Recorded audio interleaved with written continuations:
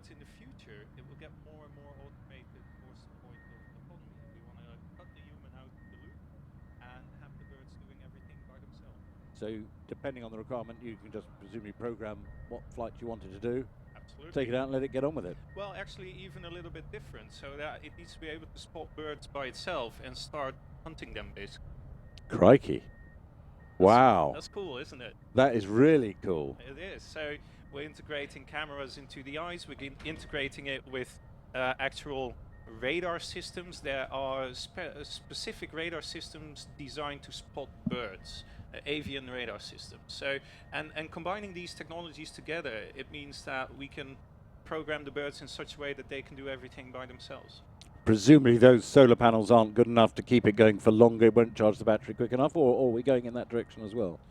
Well, solar panels on our model wouldn't give us enough power, but I must say that solar panels on UAVs in general, especially fixed-wing UAVs, bring about brilliant flight times. There's already models that can fly throughout the entire daylight period.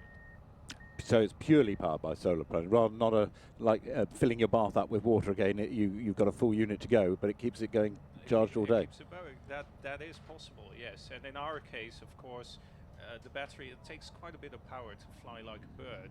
But when the battery is eventually empty, it needs to go into a self-landing exercise and then recharging by itself and then taking off by itself again. It's remarkable. I mean, weight is important because too heavy uses the energy too quickly, and it's not great. But so how much does it weigh?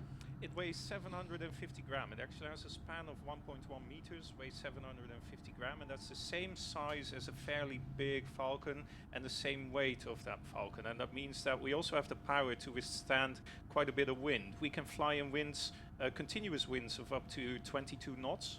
And we can even, it's a little bit turbulent there, a little bit of a hard landing, but the model can have it. The model can actually crash with 50 kilometers an hour. Oh gosh. Nothing will break. Yep. And it's built like that because we need to be able to operate anytime, any day, anywhere. We flew on Monday. It was 18 knots of wind with gusts up to 30. And flying in those types of conditions is no problem at all. Has it got a name? Not yet. And we were just talking about this indeed. We name our birds. Got to have a name. Yeah, they got to have a name. All our birds have names. They're all females. They're all females, of course. And they all have names that have got something to do with women who've done something remarkable in aviation. And I'm challenging the public here and people out here to come over to our booth. We're near Embraer. Come over to us and give us a good name for this bird. This one is just new, and we want to have a good name for it. So tomorrow we'll have a name. Hopefully. Brilliant. Now stay with us, Nico, because there's the other ones that you know more about than I do. The one flying now, the twin-engine one, is the Spotter flight display from Southampton University. Now this has been built, well, not really, it's been printed, hasn't it? It's out of a 3D printer, a lot of the kit on this. So the great thing about that is if you break a bit, you just print another bit of aeroplane and put it back together and you're away, rather than waiting for spares. And of course you can get that data if you've got the printer sent to you from anywhere around the world to print another bit, which is again a huge advance in what you can do with these sort of aircraft. Absolutely, and nowadays composite printing is really taking off. We can print literally. Literally. It's in front of us. We can print carbon materials. For instance, the body of the birds, back to the birds, is also printed from a nylon glass fiber composite material. And as you said, replacing parts becomes so easy, but also the design process. If you want to change something, change the picture, send it to the printer, print it out, put it on the aircraft and test if it works. Yes, done in very quick time. Yes. And remotely as well, because you may be operating these things a long way away from civilization. You might be right out in the middle of the desert at an oil refinery. You need this for aerial surveillance and bits and pieces like that, and you break a bit, you can just do another piece. Absolutely, and that's so easy. Of course, we get into challenges with stuff like certification processes, though, and that's something that we have to figure out with the entire aviation industry and how to deal with that. But the principles of doing this with printing and other types of technology, absolutely brilliant. And look at it. I mean, the power is impressive. Yes. The endurance is impressive, and the use for it, and the use for drones in general, in all their shapes and all their sizes, is going to change how we live.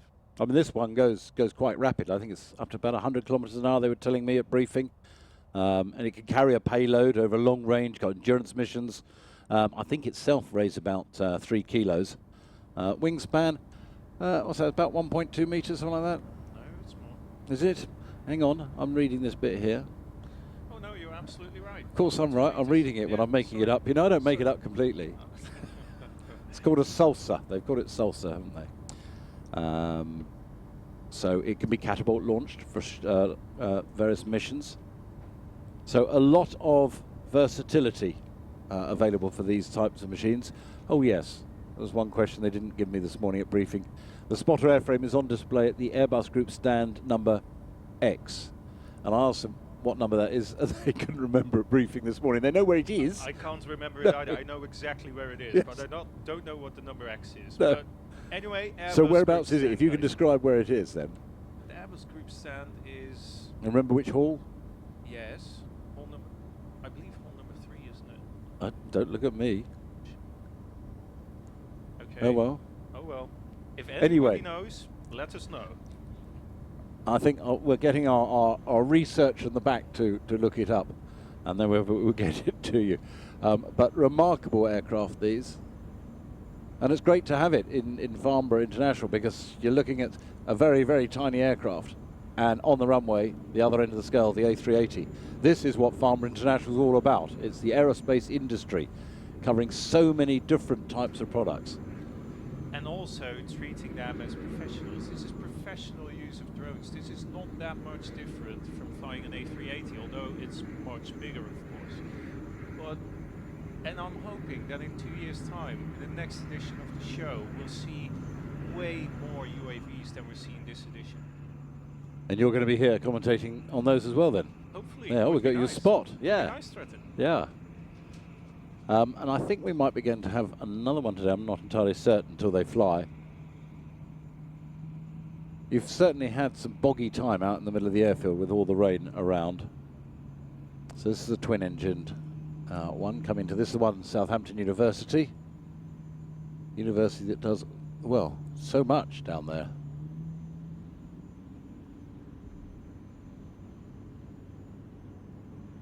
A wing rock. Normally the end of a sequence or an end of a show. I wonder if that's just a wing rock or whether that means he's going to get round to coming to land. We'll find out soon, won't we?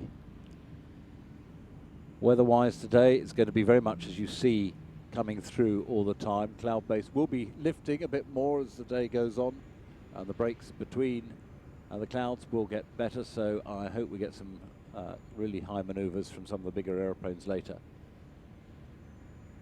Today, I'm told by the Met Man, there will be no rain. But he didn't warn me about Monday, Tuesday or Wednesday either, so we'll see. And apparently the F-18 attracts rain. Didn't it just? Yes, if it rains, it's Darren at the Met Office you need to talk to. Look, and there it goes.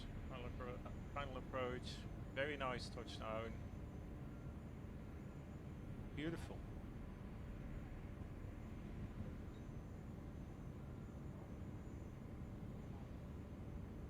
So I don't have direct communications out into the field to see whether the next one will fly. I'm watching the big screen. That often gives me more of a clue than peering out across the airfield. As I say, the A380, indeed, it looks like the third one is preparing to fly. Standing next to a chap with a day-glow jacket. So the one on the left over there, the white van, and to the left of that, chap with a day-glow jacket is standing just by another UAV. Thanks to One Box Television and their superb cameramen, all of them. One who nearly got electrocuted yesterday with a lightning strike.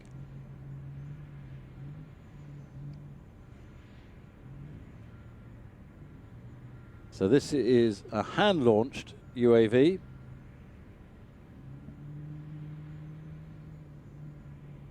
So Nico, what do you know about this one? Because you've been talking to them all, I guess, sharing information. Yeah, I'm just looking at it because sometimes developments go so quickly that we can't keep track of everything. But it looks like a very nice system, rather light, quite comparable, not so much in size but in shape to systems like the Raven, which is built by AeroVironment for military purposes. And it looks like a model that can be used, for instance, for intelligence missions, just circling around, streaming back video, and I mean, it's very, very small to see with the naked eye, and you could barely hear it. You can imagine trying to shoot it down with something. You just wouldn't. You couldn't. We wouldn't even know for a long time that it's lurking about. So ideal for getting information back. And indeed, we know the stand number. It's just being written on outside exhibitor number 13, is that?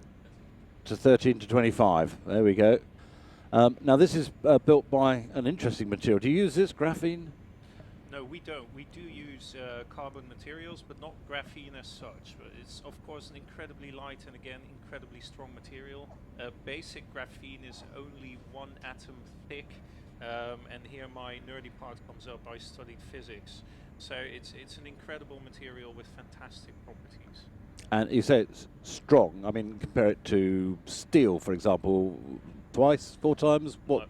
200 times stronger than steel. 200 times stronger than steel? Yes. And very, very light? And very, very light. Yes. Crikey. And I guess because you can mould it to whatever, it's probably fairly flexible as well, is it? It can be flexible, it can be very tough, it can be very strong, but it can also be used in battery technologies and electronics, making them thinner, lighter. For batteries, they can increase the capacity of the battery, because most UAVs nowadays are electric powered, and that means that everybody is struggling with the fact that you cannot take along enough capacity for longer flight times. Indeed. It's very difficult. Now, there's new technologies being developed that could take along 8 to 15 times the capacity of current day batteries, but they need to become safer and safer. Now, graphene, I'm going to be a bit technical here, but graphene offers the crystalline structure needed to push in more capacity than you could with, for instance, nowadays, LiPo technologies. Okay. Did you follow all that? I did. Well, there's perfect explanation. Good. Where did you study? I studied in the east of the Netherlands, the Technical University of Twente. And you did physics, presumably? I did physics and aerodynamics.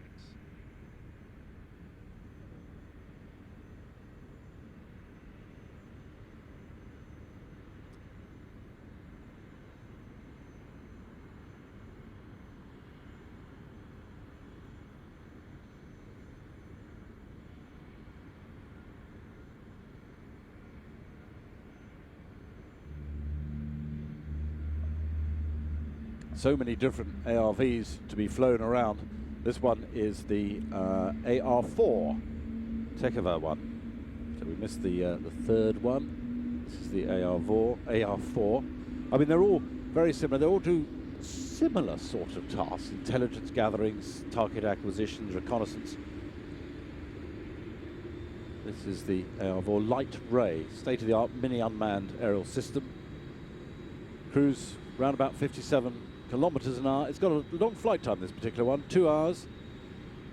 Surveillance range around about 20 kilometers, which is quite good. And I think this one gets recovered by parachute as well onto the ground. Highly competitive market, I guess, between all of you lot. Depending on which segment you are in, because for us the bird control market is not that competitive with other birds. No. Basically the only ones doing that, but for the more safety and security market applications, it's a very, very competitive market. And to be able to develop smart systems, long flying systems. I was immediately triggered by the flight time of this one, 2 hours. It's incredibly long for a system like this. Yes. And that's really helpful when you're out there in the field. And actually, my wife works for the military, has been to Afghanistan, and when you're out there in the field, a system like this can truly mean the difference during an operation. Yes, because you can get it out there first before anything develops, see how it's developing and see how it developed afterwards. So you've got real-time imaging coming back. And you can fly these things at night? You can fly these things at night, absolutely. And as you said, they're relatively quiet depending on the altitude that they're flying. And And I would also reckon that it's got an energy saving mode probably where it can use the currents, and also when the propeller stops it's much more quiet. So probably, and I'm copying this a little bit off of its competitor that I do know and know very well, is that typically what they do is they gain altitude and then go into a gliding flight where they shut down the propeller so it doesn't make any sound. You know, oh, there the parachute deploys. So it doesn't make any sound, and it means that it can go for a nice and quiet look around and then glide back, get its engine back on and fly off. Look at that, the same, very well built, very well, it's very crash withstanding. You see the nose coming off, which is actually meant to do. The nice thing is, of course, when bits and pieces fall off, energy is distributed. Yes. So that's what it's meant to do. And recovery is quick, easy, good model. Good. And you guys are here tomorrow, but what about public days? No, we with the birds are not here on the public days. We're purely here during the week. And so has it been a successful week for you? It's been a very successful week, absolutely. I've been talking to airport service providers, talking to several airports, and looking forward to extra demonstrations and talks. Actually rather sooner than later. Yeah. Good. Nico, thanks for popping in. You're going to cop back tomorrow? I won't be, but one of my colleagues will be. You're going to dispatch somebody else? Just a good chap as I am. And, Never. Never. No. He knows just as much as I do about UAVs, and will be a lovely guy. But I really have to get back to the Netherlands, sadly. So I'm grabbing a train to Gatwick and then flying out this evening. Okay, Nico. Tot ziens, is that goodbye? That's really good. Tot ziens. Tot ziens. There we go. Thank you very much indeed. And therefore, ladies and gentlemen, as we're now getting the airfield back, we've got just a couple of runway quick inspections to do. The UAV kit will just move out of the way. The 380, I don't know whether engine's running yet, or they will be soon down on the far right of the runway. And of course, Sensia, who are sponsoring the show. And in fact, we're running their advert now on the big screen. So while we're just transitioning over to that, we've got about, let's have a look, can't do the maths, 8 minutes to go until we start at 2:15 with the big Airbus A380, 24 minutes past 2, the A350, 34 minutes past 2, the Airbus, the A400, at 2:45, the Dart 450, 10 past 3, the FA-18 Super Hornet, the Optica at just past 3:30, 4:45, the Dornier 328, just past the hour of 4 o'clock, and we have a gap for a helicopter departure. Just past 4 o'clock, we have from Boeing the 727, 737, and the P8. The show due to end round about 4:30 when we hand it back to TAG, who own and operate the airfield. We borrow the airspace, very complex airspace that we have all round us. The departures and arrivals from London Heathrow, departure arrival from London Gatwick, all go right across the top of Farnborough. Normally, for the display, we've got 3,400 feet above us to play with.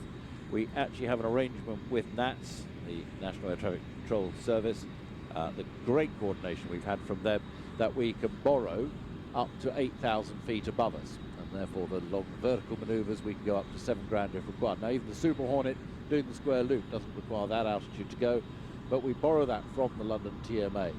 And it's done on an aircraft request time. So the A380 is not going to be requesting that altitude, but his departure will be just as dramatic and impressive as some of the later fighters that we see. So unless they bring the show forward, which I don't think they will, they haven't told me yet, but we may just do that, catch a bit of time. We've got about 11 minutes, so we keep a wary eye on the 380. He has turned on his lights. That makes me slightly thinking that he might be starting early, but let's keep an eye on that. And although it's not that warm outside, you should still probably have some suntan cream on, because it is technically, it says here, the middle of the summer. The fact that you're all in jerseys and raincoats, but you could still get windburn and sunburn even today.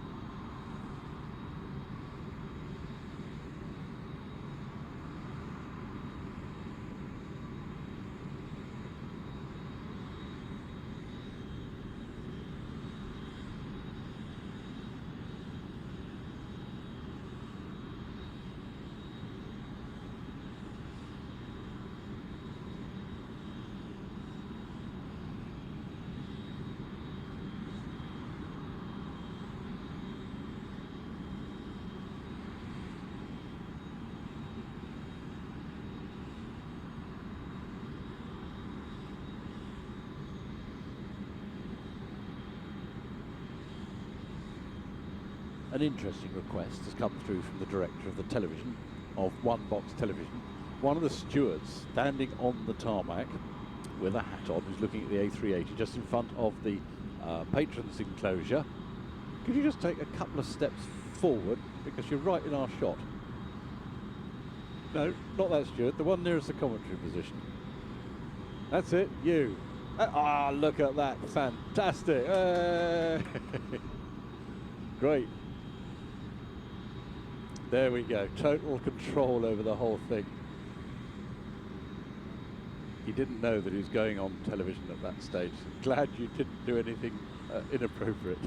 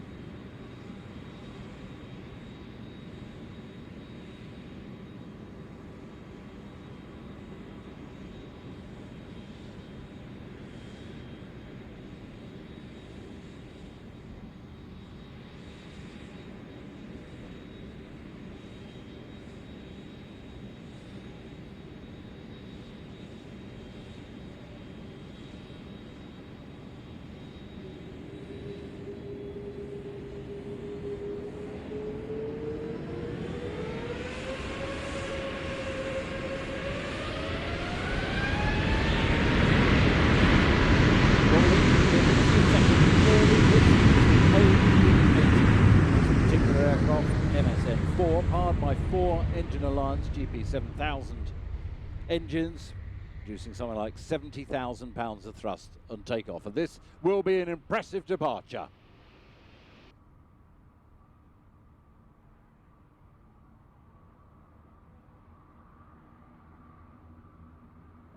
See what I mean?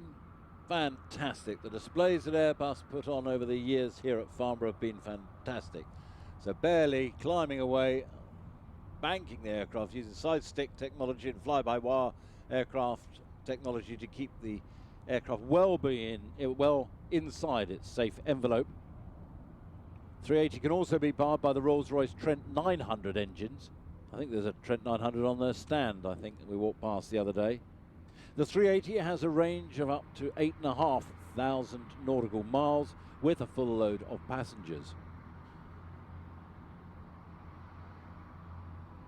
A wonderful sight above Farnborough, the birthplace of British aviation. iFly380.com. At the beginning of the week, 319 net A380 orders from 18 customers, including one leasing company. So far, more than 190 A380s have been delivered to date to 13 operators. That's since it came into service in October 2007. 6 have gone to Qatar Airways, 14 to Lufthansa, 10 to Air France, 81 to Emirates, 12 to Qantas, 19 to Singapore Airlines, 10 to Korean Air, 5 to China Southern Airlines, 6 to Malaysia Airlines, 6 to Thai Airways, 12 to British Airways, hurrah, no guesses who I work for, 4 to Asia Airlines and 8 to Etihad. More than 100 routes are flown by the 380s, by the 13 airlines so far operating her.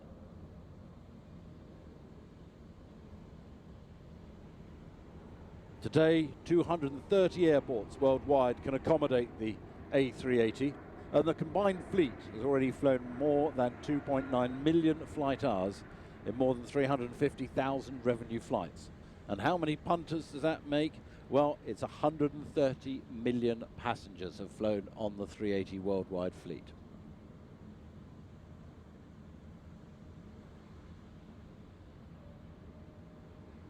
It's extremely efficient and economic. That allows airlines to boost profitability and also therefore to stimulate demand and grow market share even at the world's busiest slot-constrained airports. Seating, well, that really is up to the operator, ranging from 544 passengers in a comfortable 4-class configuration right up to 853 passengers in a single-class configuration with wider seats. Drifting through now, we'll see if we can get the flight radar tracker up and running. We blew it yesterday with a lightning strike, but low speed pass from right to left, high alpha, low speed pass by the 380.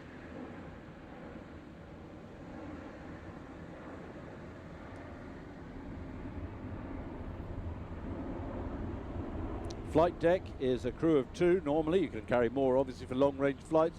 Located on a mezzanine level between the 2 decks.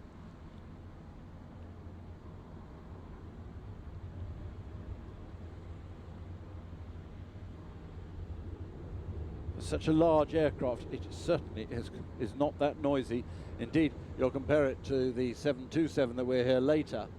The noise levels of these big airliners have been reduced over the years, pulling up to shortly to select the gear down. At the same time as he pushes down, there's the nose gear coming down, the rest unfolding.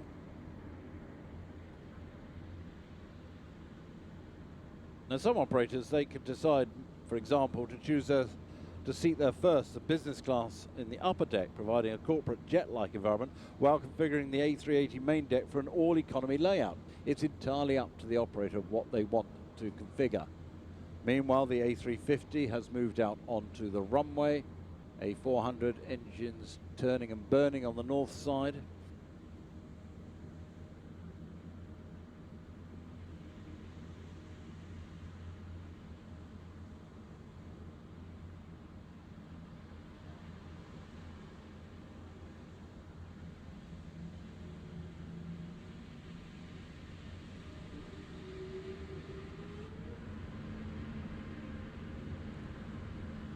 .350 about to be given the tip by the 380 to start rolling on account of he will need the runway. 350 now starting his takeoff run.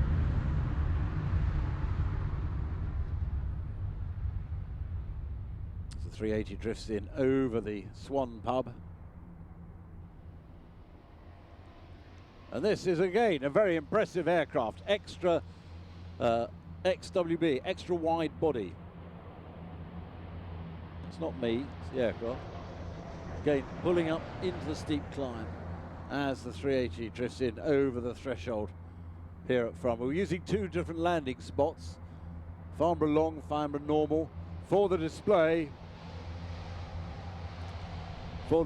we have a longer landing run than normal operations here at Farnborough for the tag aircraft. Now, turning our attention to the 350, the XWB. powered by two Rolls-Royce Trent XWB turbofans, each 84,000 pounds of thrust at takeoff. This particular aircraft, MSN-2, one of the original 5 certification development aircraft. It's also equipped with its full cabin interior. Everything really has to go through testing, and I do mean everything of the whole aircraft. Interiors, the whole lot, before going into service. In a typical 3-class configuration, the 350-900 will seat 325 passengers. There's a longer range version, 350-900, called ultra long range. It's also being developed with the capability to fly up to 19 hours. And what does that mean? Well, it means that Singapore Airlines have already ordered the aircraft to restart the Los Angeles and New York direct services to Singapore. It's a pretty shaped wing, isn't it? There's going to be a stretch version, longer fuselage version. That will be the A350-1000. Typically will seat 366 passengers. Now the first 350-1000 has been assembled. It's being fitted out at this very moment down in Toulouse in the south of France, and the maiden flight is planned before the end of this year.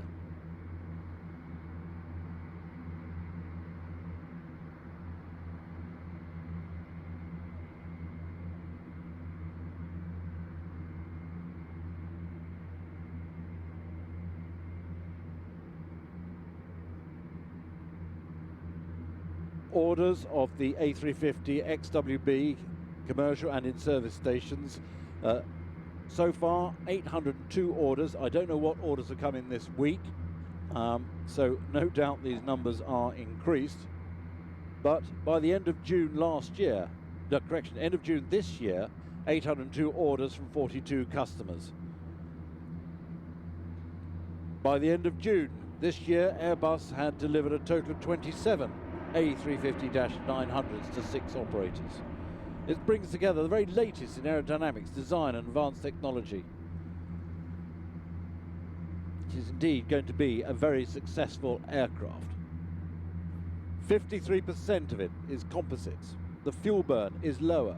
The operating costs are lower. The CO2 emissions are lower.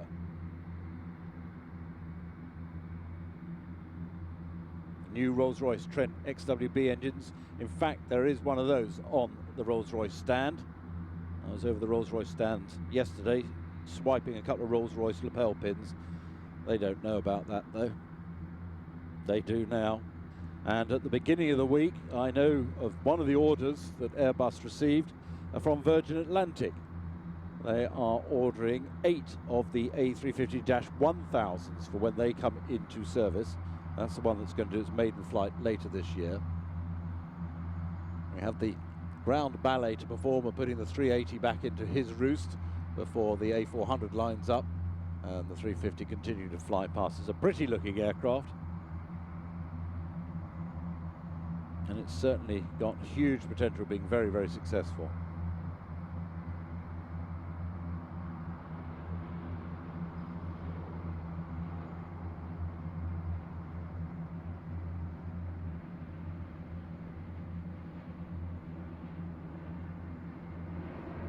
Slow speed, high alpha pass. All of them will be taking place as slow speed runs from right to left. Those are the rules, not necessarily taking advantage of the headwind. Again, try and remember the noise of these big aircraft when we hear the noise of the Boeing 727, which is a completely different generation aircraft altogether. Rolls-Royce engines, of course, being assembled up in Derby, the home of Rolls-Royce Aero engines. Over 1,600 engines on order, worth £30 billion are on order. Currently, Rolls-Royce building 3 a week in Derby. Over the next in the next year, 5 a week will be stepped up, and then by 2020, 1 every day.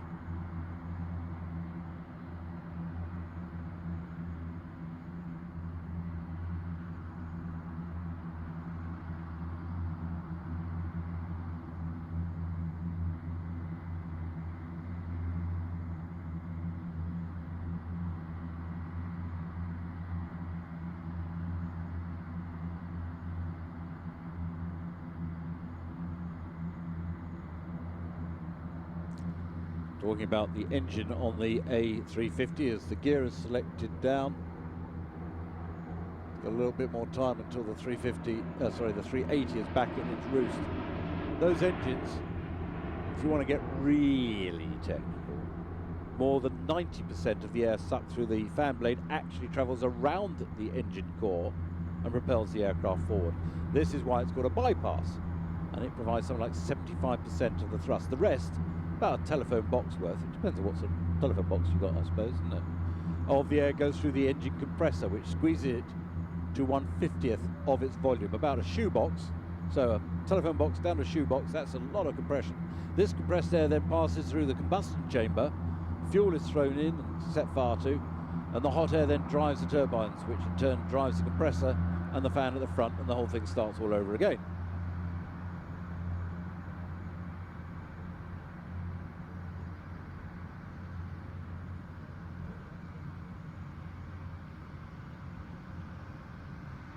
There's more technical stuff, but I've rather lost my way.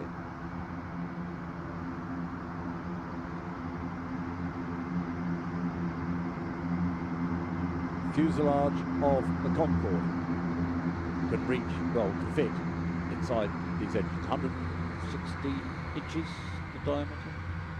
Is that right? Yes. I think, Mark, is that right?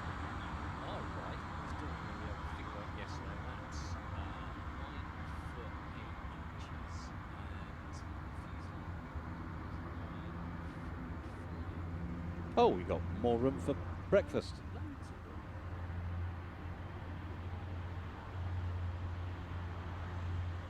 So the A400 on the runway, the 350 on final.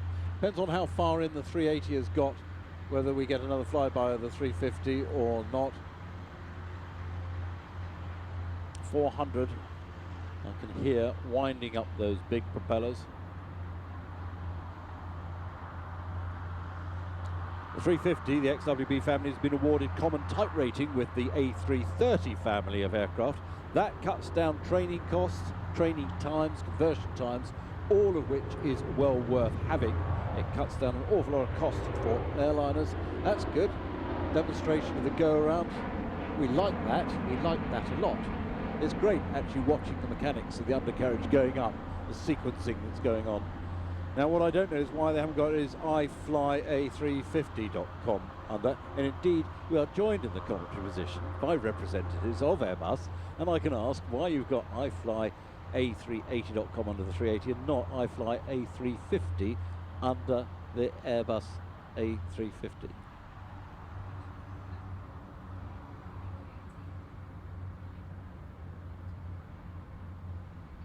I don't know whether you've got that off mic.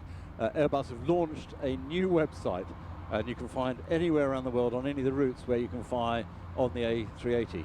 So when the 350 gets going, you can do the same? Who knows? Watch this space. Well, no, the space on the internet, really, isn't it? Nothing like putting our guests on the spot. So the 380 now, I would suggest, nicely in its route by the time the 350 comes round. I can hear the A400 winding up, getting ready to go. He will go on command of the 350.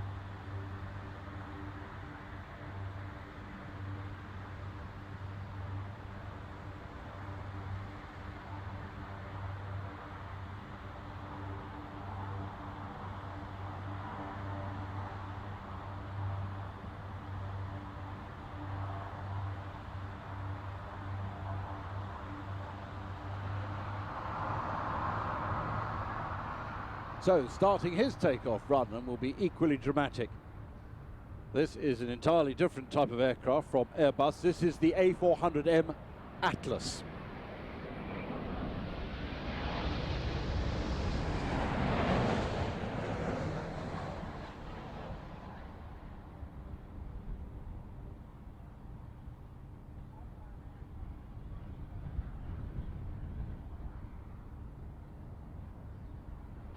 So the A400M Atlas steep climb away. It's an agile, tough aircraft.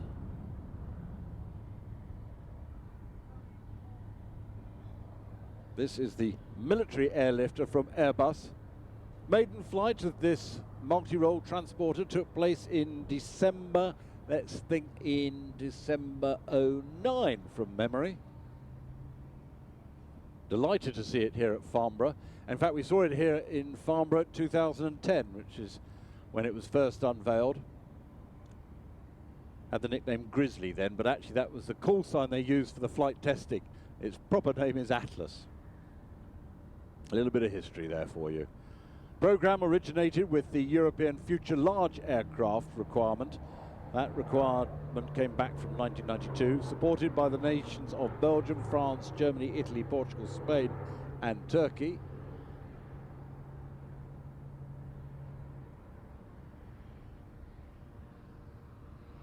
First cut of any metal for the first A400M was actually on the 26th of January 2005 in Germany.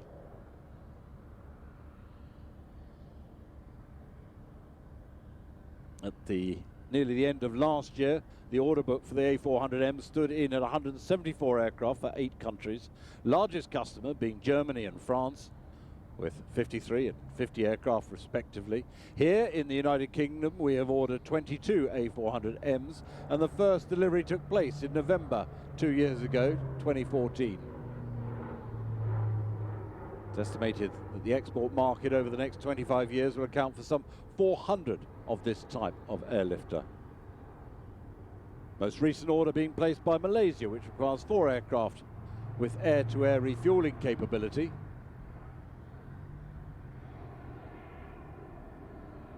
Side stick, flight controls, fly-by-wire. Primary design is the carriage of troops and oversized or outsized cargoes, including armoured vehicles and helicopters.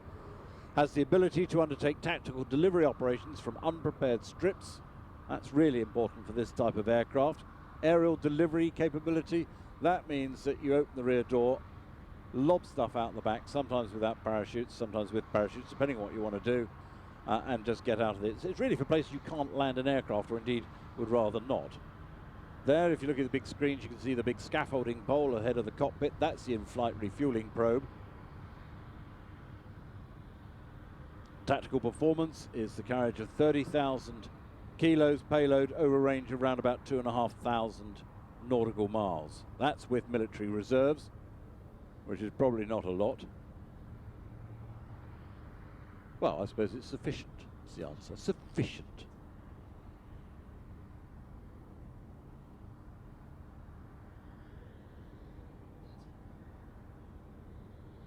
Speed, cruise speed is round about 345 miles an hour. It's got a good rate of climb, and that's good for military operations, around about 4,000 feet per minute initially. Airdrop operations, well, it's a flexible speed range, anywhere between 125 and 200 knots, depending on what you're lobbing out the back. Flight crew of 2, they got night vision goggle capability, NVG capability. Head-up display, head-down 8. Full colour head-down displays. We've also got the facility of another station for the tactical mission commander, should you so need it. Loadmaster down the back. Landing gear is produced by Messier Doughty, and you can see that demonstrated. Europrop International, the TB400 engines, about 13,000 shaft horsepower each. Those propellers are quite unique, 8-bladed composite curved propellers. And you're going to see a short stop when he comes into land and may get reversing. Some days we do, sometimes we don't, just depending on really the movements on the airfield to which taxiway we want him to go to. But those 8-bladed composite curved propellers at full reverse pitch, they can reverse the aircraft up a 2-degree concrete slope at max takeoff weight. Now the other unique thing about it is the adjacent propellers on each wing rotate in opposite directions. And this produces the down between the engine's airflow. Now the major benefits of that are reduced wing loading, more symmetrical airflow, greater lift distribution, and certainly improved engine out handling. And it produces, that whole combination produces something like 4% more lift for free, because it's there. We'll have it.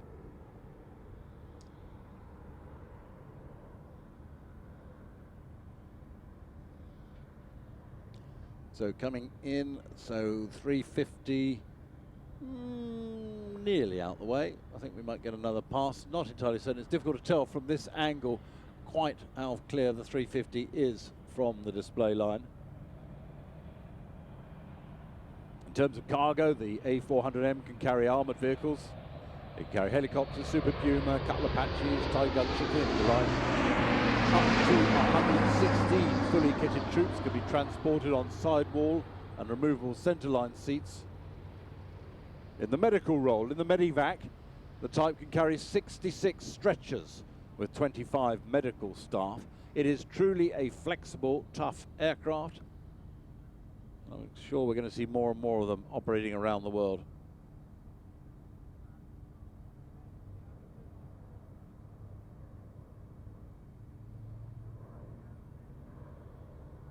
I think by the time he gets downwind, yeah, the 350 will be neatly parked. Let's see how we're doing on time.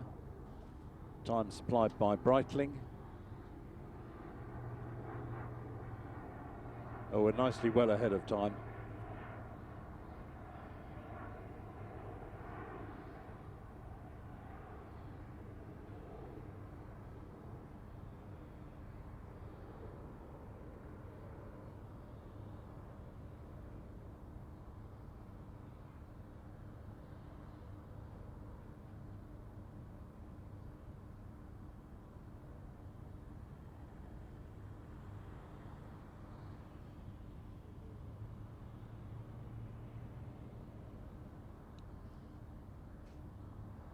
So a nice steep approach, sort of thing that you would do into military areas where you don't want to be shot at by small arms.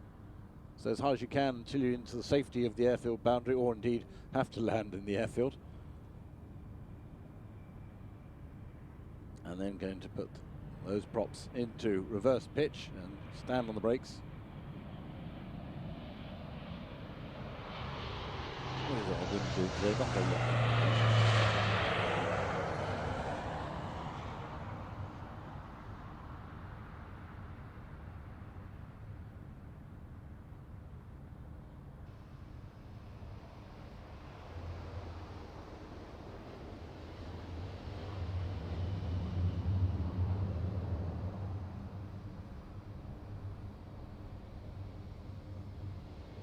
Yes, we are seeing reversing.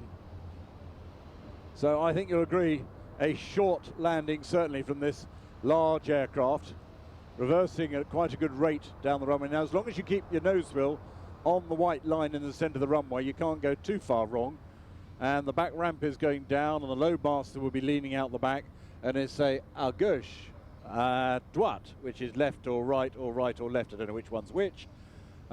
Because sometimes you'll be going into strips where you don't have the luxury of being able to turn round and go back to the beginning. So by reversing round, you can get to the beginning of the takeoff run, dump your load of troops or kit or whatever you want, and then just take off straight away, and the next transporter can come in. Incidentally, those yellow diamondy type shapes on the aircraft, that's all done for part of the development testing.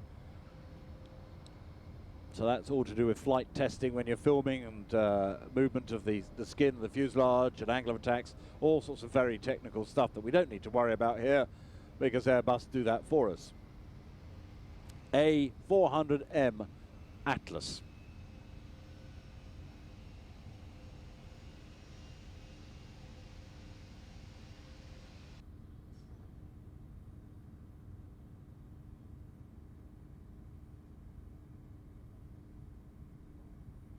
So he will be hooked up to the tow bar to be put into his roost. We're nicely ahead of time.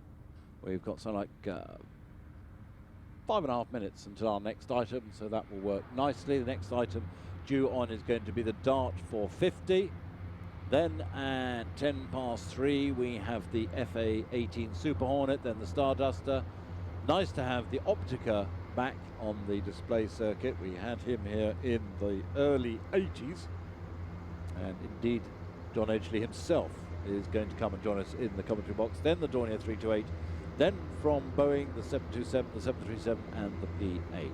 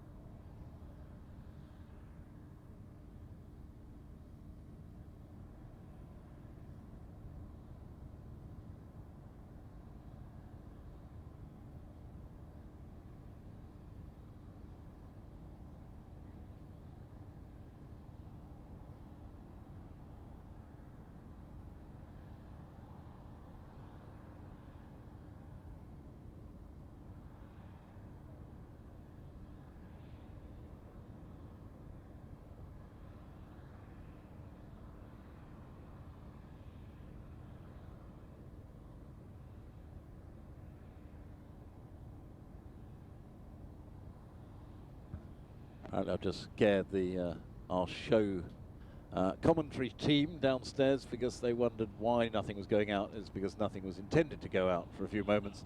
But they've come up and just checked the plugs. So I said, what are you doing? They said, well, we can't hear the commentary. I said, well, I'm not doing anything yet because we're waiting till the runway's clear until the next item, the Dart 450, takes off. What? They told me they'd come up to check you hadn't fallen asleep.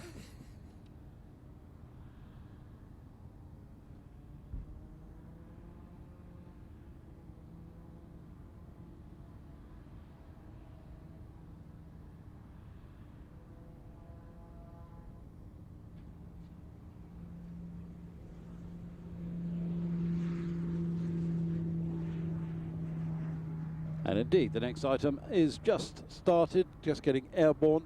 This is the Dart 450. I lost this aerobatic sequence yesterday, but we found it for today. I turned 2 sheets of paper over at the same time.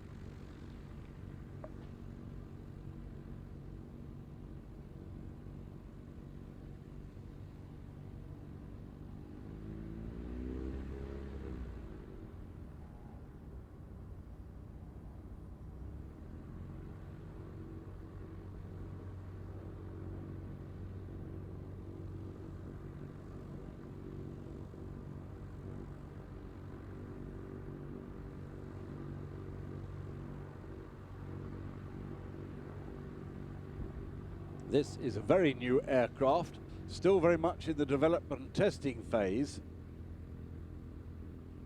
In fact, the first flight was in May this year in Austria. So extensive test flying has been performed in order to get it to come to Farnborough. Each aircraft, each brand new aircraft that displays at Farnborough must have completed as a minimum 50 hours of flying and test flying before we're permitting it to fly at Farnborough. That rule's been in existence for donkey's years here. So still, we often get aircraft here who don't show off the maximum performance that they think they're going to have because it's all working up in the testing process. Improving the aircraft, the engine, avionics, the whole lot as you go along. So we're going to get a nice pretty aerobatic sequence from the Dart 450. Diamond Aircraft Reconnaissance Trainer is what DART stands for.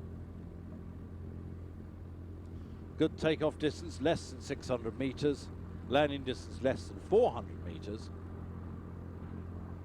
Putting up onto 45, a bit of a Chandelle wing over around to a 180-degree turn in front of us to come back towards us to do a horizontal 8.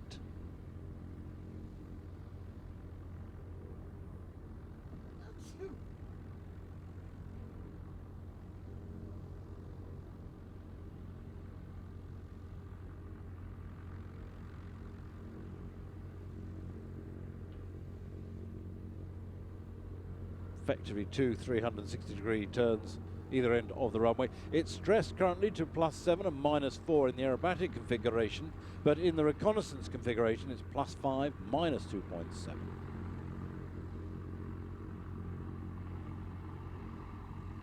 It amuses me slightly in the notes. It says it's got seats fitted too, and it's an optional ejector seats.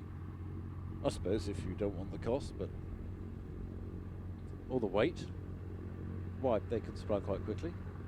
There's no backlog on orders. Multi-role military trainer system, basic aerobatics, mission reconnaissance training, picking up to 60 degrees to half roll. Pause, over the top, down on the other 45 degrees, and then complete the roll on the way down. Full FADEC control engine and mechanical emergency backup system, side stick, control system, HOTAS, hands on throttle and stick, cockpit philosophy, fully carbon composite materials, only really from first flight to getting here about 2 months worth of preparation time. Engine, max continuous bar around about 400 horsepower. Takeoff bar briefly 495 horsepower. It's got a great endurance, over 8 hours. I'm not entirely certain I've got that sort of endurance, but the aircraft Nico, certainly. Doesn't have the required facilities for a flight of that length for me, I'm afraid. Coming round in a horizontal 8 again.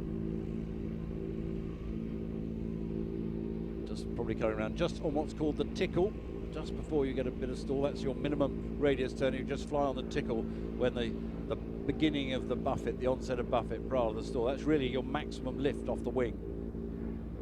Greatest relative angle of attack, around about 14-15 degrees on this sort of wing, will create the maximum lift. If you fly on that on a tight turn, you'll get round quicker. You go any more, then you're going to wallow out. You haven't got it on the tickle, you'll be wider out. And if someone's on your tail, you want to get the maximum performance all the time. Positioning now for a barrel roll.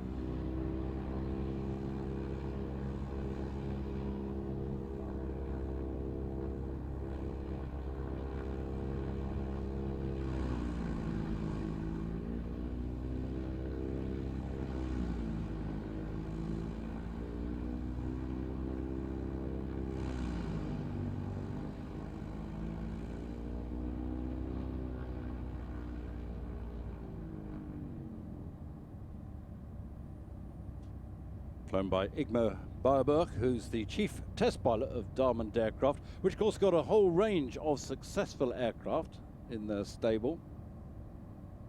I'm sure they've got a stand here at Farnborough, going around another barrel roll.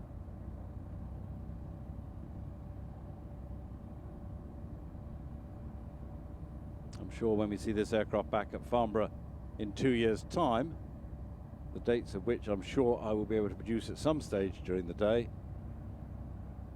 16th and 22nd of July. everything at my fingertips here.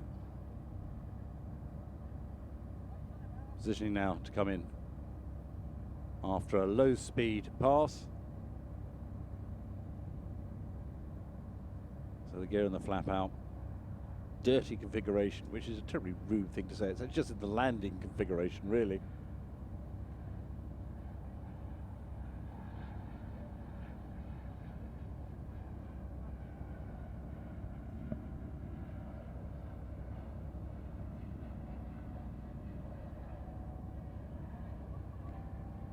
.61 knot ground speed, just coming through just around about 1,000 feet above us.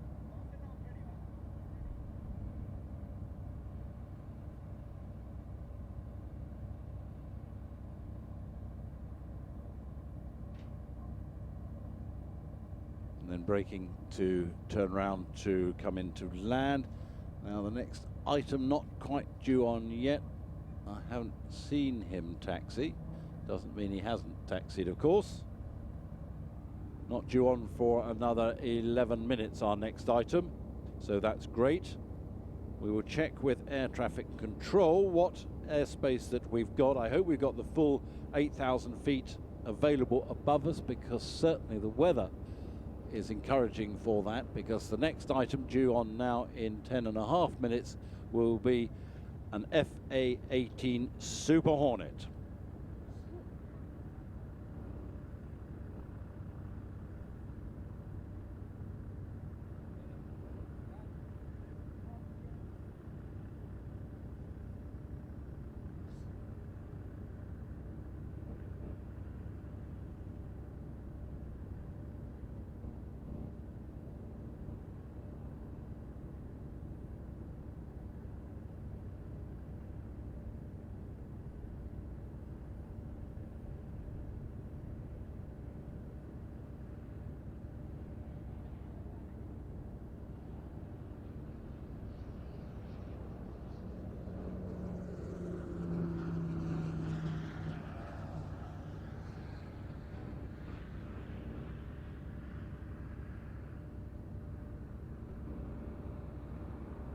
Dart 450 touching down.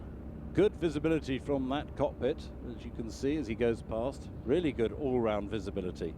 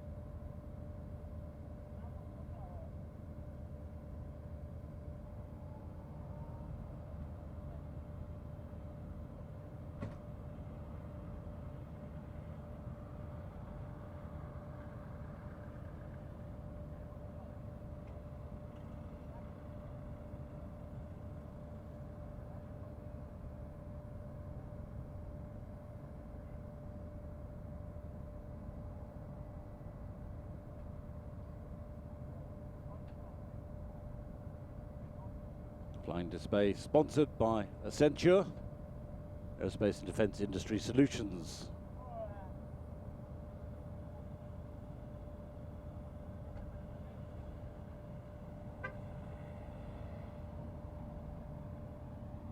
So those of you who knew about the bad weather that we've had over the last few days,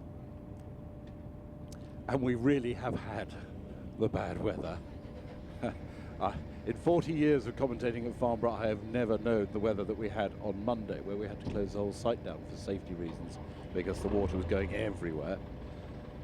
Prior to that, it was 1968, which was well before my time, that the canal on the far left flooded the bottom end of the runway, leaving fish on the runway. But we haven't had that sort of weather since then. But sitting out on the runway, as a little bit of drops of the rain, we're going to just get the Starduster airborne to hold. Sitting out on the runway was John Togas, who's now come in here to the warm to join us. I'm wondering why the technician's peering over my shoulder, but I'm sure we'll cure something. And John was sitting in the FA-18 Super Hornet, and a few spots of rain came down on the canopy, and then it changed, John. You got drenched. We got drenched everywhere, actually. Sure did. So I was looking ahead, saw the dark cloud coming my way, and thought if I can display now, I can get it in. But I was held short. On the big screens and streaming, we've got pictures of you. Oh wow! Yeah. So at this point, look at that rain as you were taxiing. This is the time I was told to taxi to down the runway and turn off at taxiway Echo, which has marked by a placard. I've got the rain removal switch shooting a high pressure engine bleed air over the windscreen so I can see. Now I'm looking out the right, trying to find the placard for taxiway Echo. It was to the point where I almost had to pull out my iPad and try to get a GPS signal to figure out where I was. And you can see, that's a nice close-up, but it was difficult. It was really difficult. I mean, it was just rain. You disappeared from sight from where we are, completely and utterly. As did you. And here's the Starduster get airborne from Trestel, steep climb out. He's going to hold behind us to give the airspace for the F-18, who is now taxiing the other side. We're just talking to air traffic chief that we have got and borrowed the airspace from London. And John, you're going to talk through the whole show with us and chat about it. But, I mean, you don't just become a test pilot with Boeing on this sort of aircraft. So, Air Force or Navy? Navy. Navy career as an F-18 pilot. And a rare opportunity for me to stay in the cockpit all 20 years. Started out in the fleet as an F-18 pilot, knew I wanted to be a test pilot, so a lot of people put in applications and they'll select a few each year. And I was fortunate to end up as a test pilot through my whole career. I did three test tours, 4 operational tours, ended up at NAS Patuxent River, Maryland as a test pilot. And there's still a lot of Super Hornet testing going on because the aircraft we see here over to the right, it was born in May of last year. Oh, new one. It's pretty much a brand new one. The single-seater, which is in the stat display corral, that was born in, I think, February of this year. It has about 50 hours on it. And these aircraft, they're being tested as we speak. There's a lot of testing to do on them.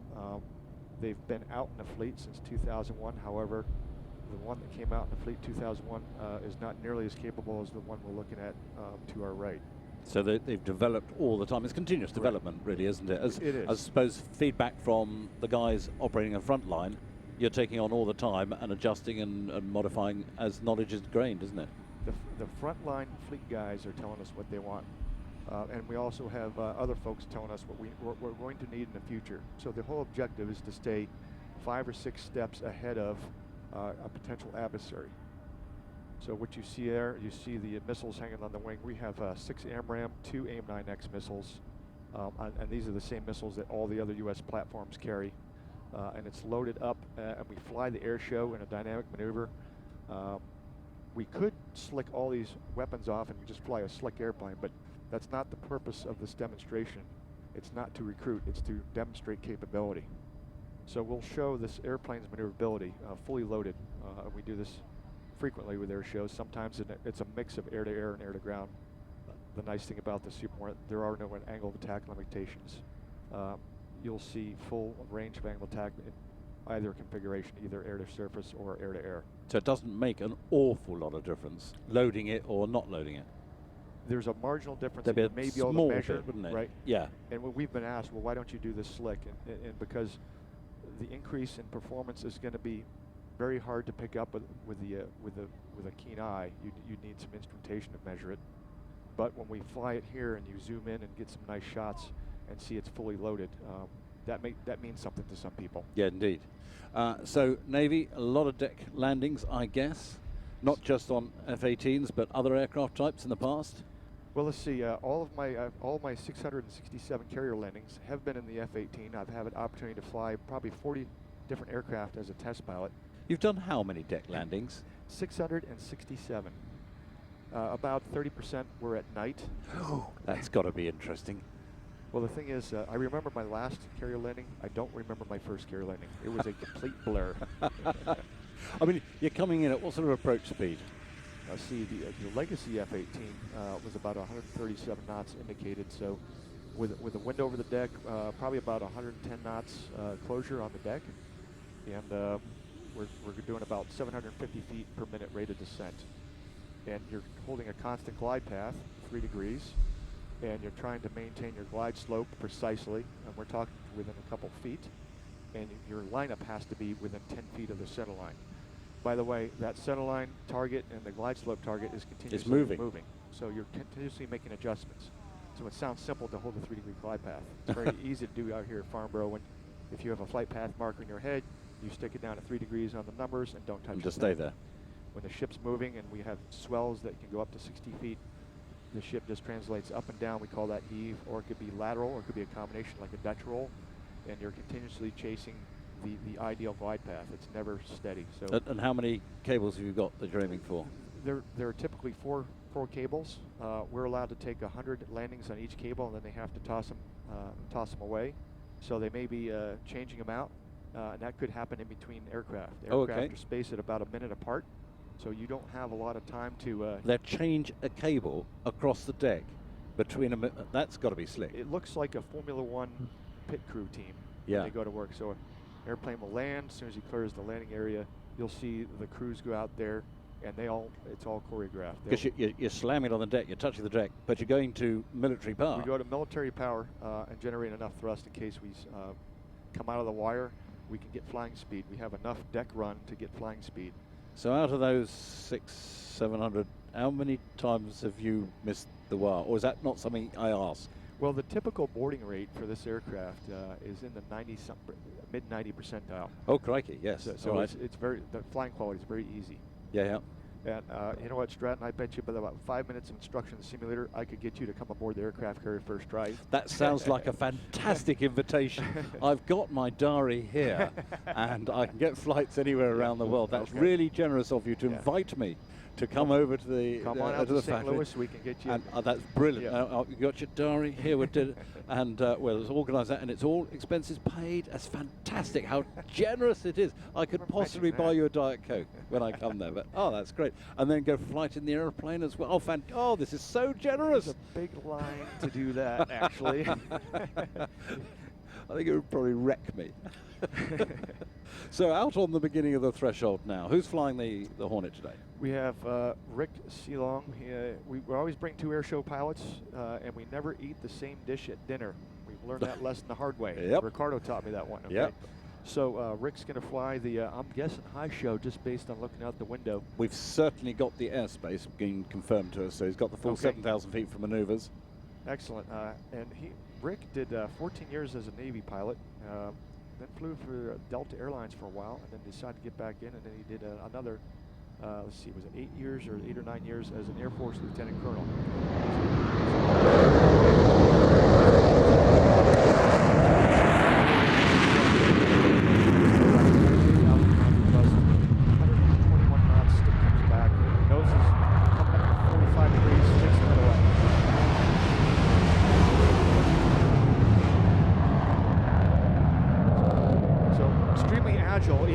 steering flaps down.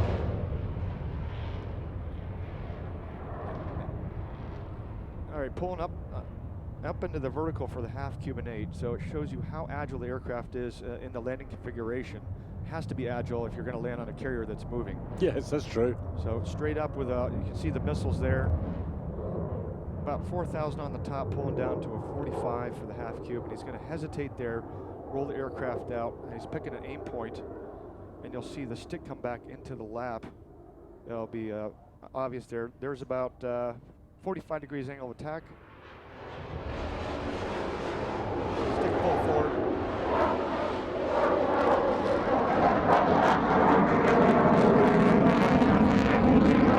Just 1.5. Richard, how much positive G do you have on that? He probably had about 4.5 on that. So it's quite a lot of changing, isn't it? Right.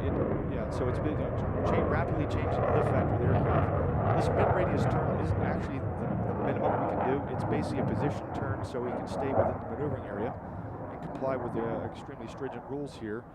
And what we'll do is load up the jet, so he'll roll and pull at the same time. That's 6 Gs right about there. Touch the vertical. There's about negative 2 Gs. Full forward stick on that. Woof.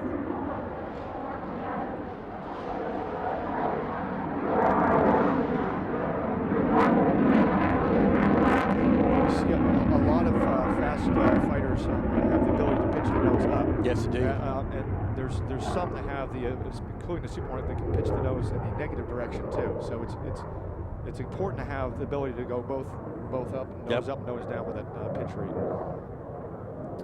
Implement pitch back that will look like a simulated strafing attack, and what he's going to do at the action point is he's going to do about a 6.5 G pull, roll up on the wing, 6.5, 7 G pull there, and do a pirouette. A pirouette is a combination of rudder, aileron, high G, high angle attack maneuver.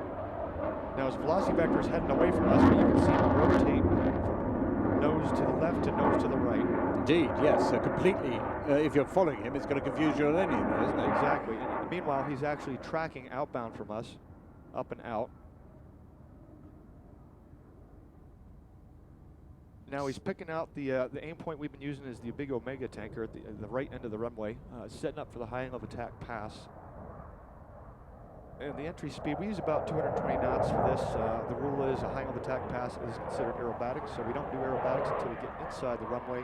Yep. Once we do that, it's idle, speed brakes, pull it back. When you see 150 knots, walk the power up smoothly and capture about, we'll see, do we have a ground speed readout? Not, it's Okay. different transponder stuff. Well, he's probably indicating attack. We can go higher, but for safety reasons, we're going to keep it at 30. With about 15 knots of wind, that's 100 knots ground speed.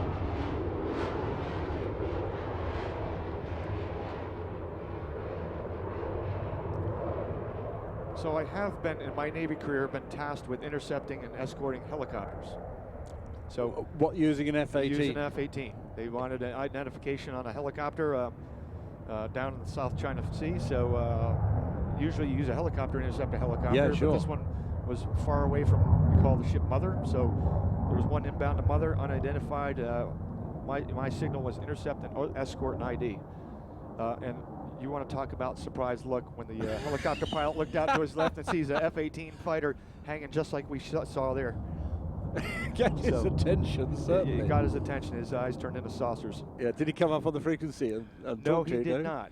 He may have tried, but I didn't hear it. So here from the left, this will be an inverted pirouette, a little cutaway to get in the maneuvering area, pull up to 45, roll upside down, wait for 2,000 feet, and now pull back, stick, 25 degrees angle of attack, right stick, right rudder, freeze it, pop the wheelie, let the guy come out in front of you. There's a gunshot, take a gunshot in case you're got bad guy in your 6. Take the shot, then clear the range. That is an impressive maneuver, isn't it, ladies and gentlemen? This is a wow factor flight. That's a fun one. That was about a 6G pull initially, and then it turns into a real nice calm, almost a gentle maneuver. Setting Nice up for and calm. Well, yeah, That's a relative. That's a relative term. All right, out of the inverted pirouette, it's going to accelerate to about 350 to 375 knots. This will be a vertical recovery. So now we're going to go into vertical and do the same pirouette maneuver.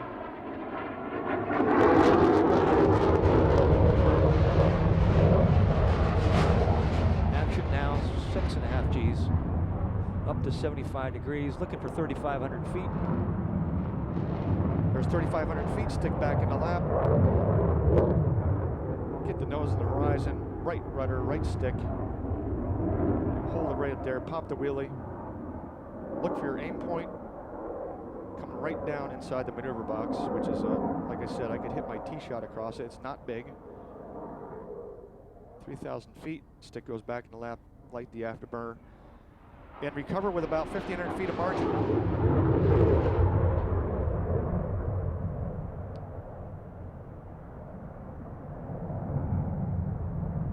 All right, looks like he's headed out to the left, setting up for the square loop. The square loop is not something you would use in combat. If you did, you wouldn't last long. The whole point of it is, at the end of the square loop, we're pointing straight down at the ground with a Super Hornet, fully loaded Super Hornet, 300 knots and 3,000 feet pure vertical. Pointing at the ground, Pointing at 300 knots. 300 knots. And the recovery doesn't start until you get to 3,000 feet. That's exciting.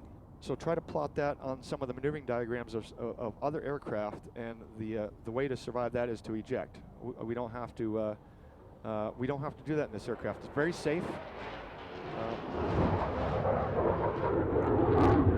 There's the top of the square loop. Stand the throttles up.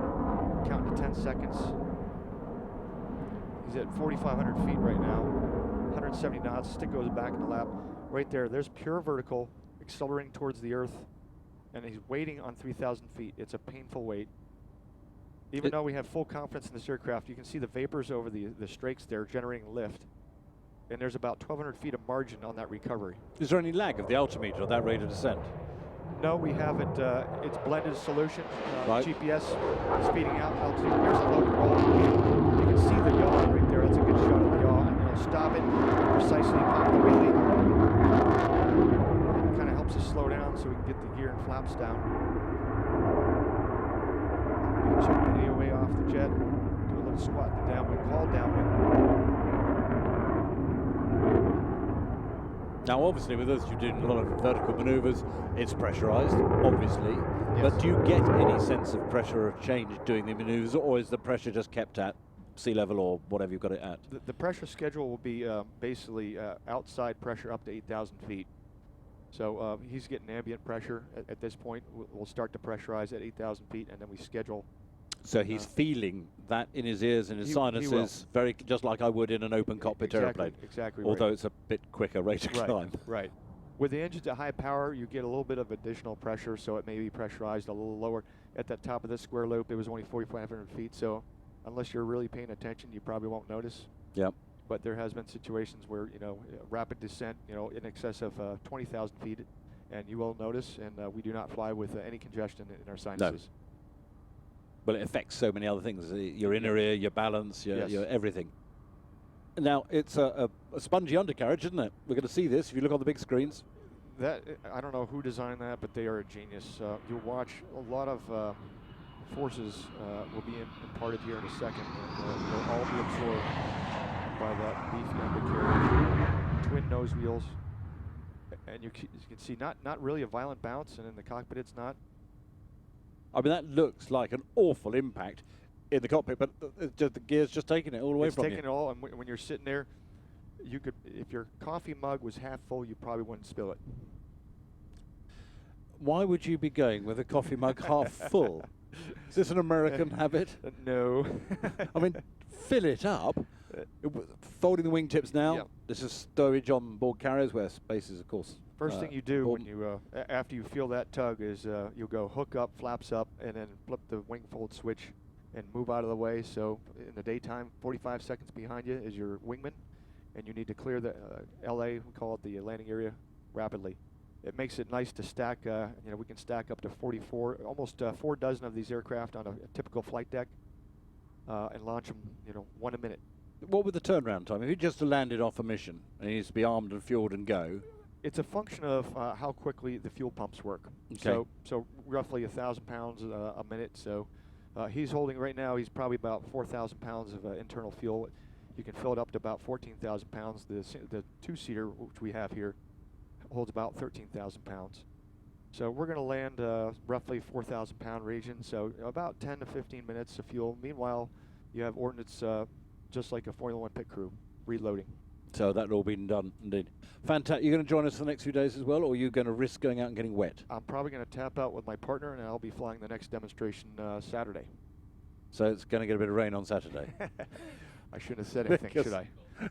Well, thank you for popping in and really bringing it alive. It makes such a difference to have the inside track and the inside story. It really brings it alive. So thanks, John. It was my pleasure. Meanwhile, somewhere above us, climbing to altitude, waiting patiently to have the airspace back to him, is an entirely different aircraft doing, well, not the same sort of, well, yeah, I suppose the same sort of movements, aerobatics, but it's a completely different type of aerobatics and completely different type of performance, because the Starduster, I can hear, is going to come in to do some very gentle and lovely aerobatics.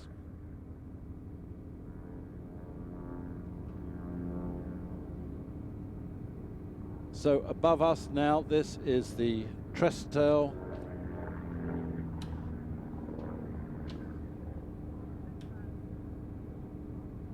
owned and sponsored Starduster. SA300, developed in the 1960s by Louis Staub. The idea was to provide 100% pleasant and fun to fly aircraft. Well, that's what you got. And today, more than 100 Stardusters still flying throughout the world.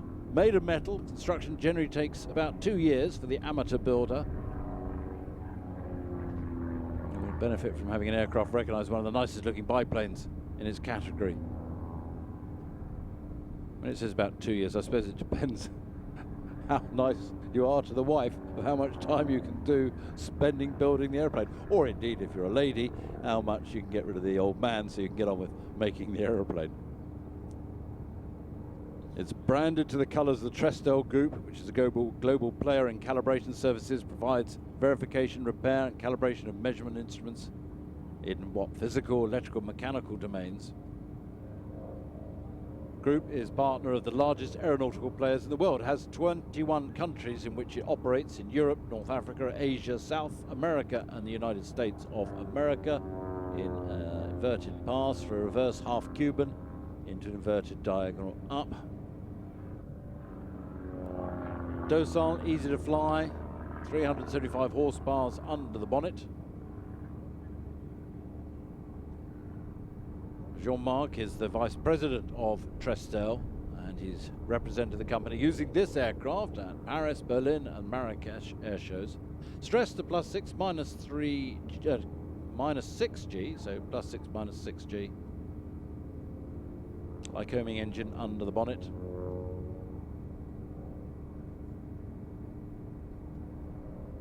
Team are in Hall 4, stand H80, high speed, horizontal into the vertical line,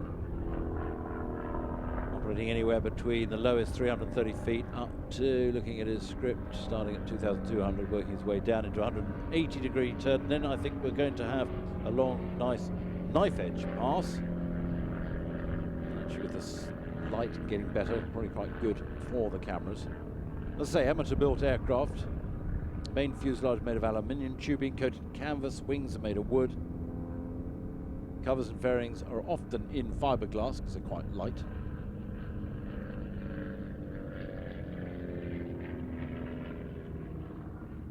There's a knife edge pass, boot full of right rudder, keeping the nose up. And then roll to the other way for a boot full of the other rudder way, which must be left, and then pull round to position for coming in to land. And I think he did I didn't watch yesterday, that's a terribly bad admission, but I didn't watch it, a side slip approach into the landing.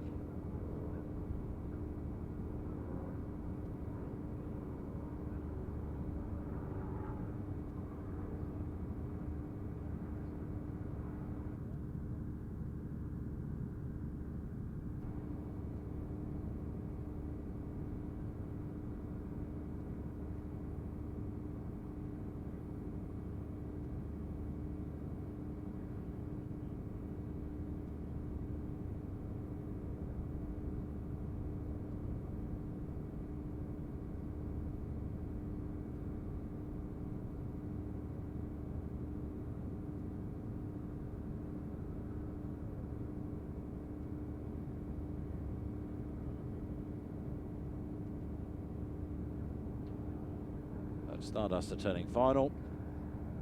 I like the colour scheme as well. And there's the side slip.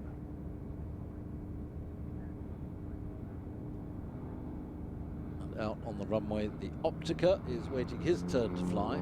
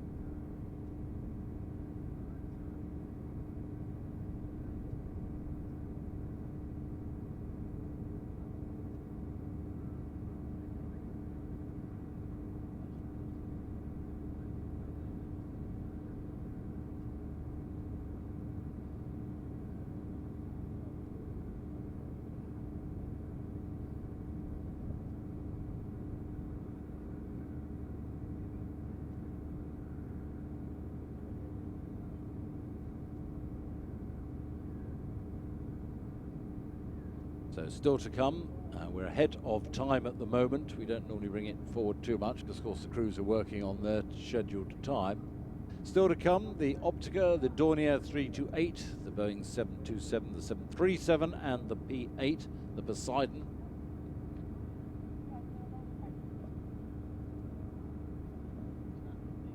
When you do leave the site this afternoon, do follow the directions of the marshallers and the signs. Don't think you know the shortcut because the road configuration outside is different to normal. We had someone the other day think they knew a shortcut, so they trottled off on their own way and found themselves in a cul-de-sac, which did cause us great joy. So follow the marshallers, follow the signs, listen to Airshow Radio. They will give you the traffic and travel on the best routes in and out. Well, not in, you're already in, so just out. That's if you come back tomorrow.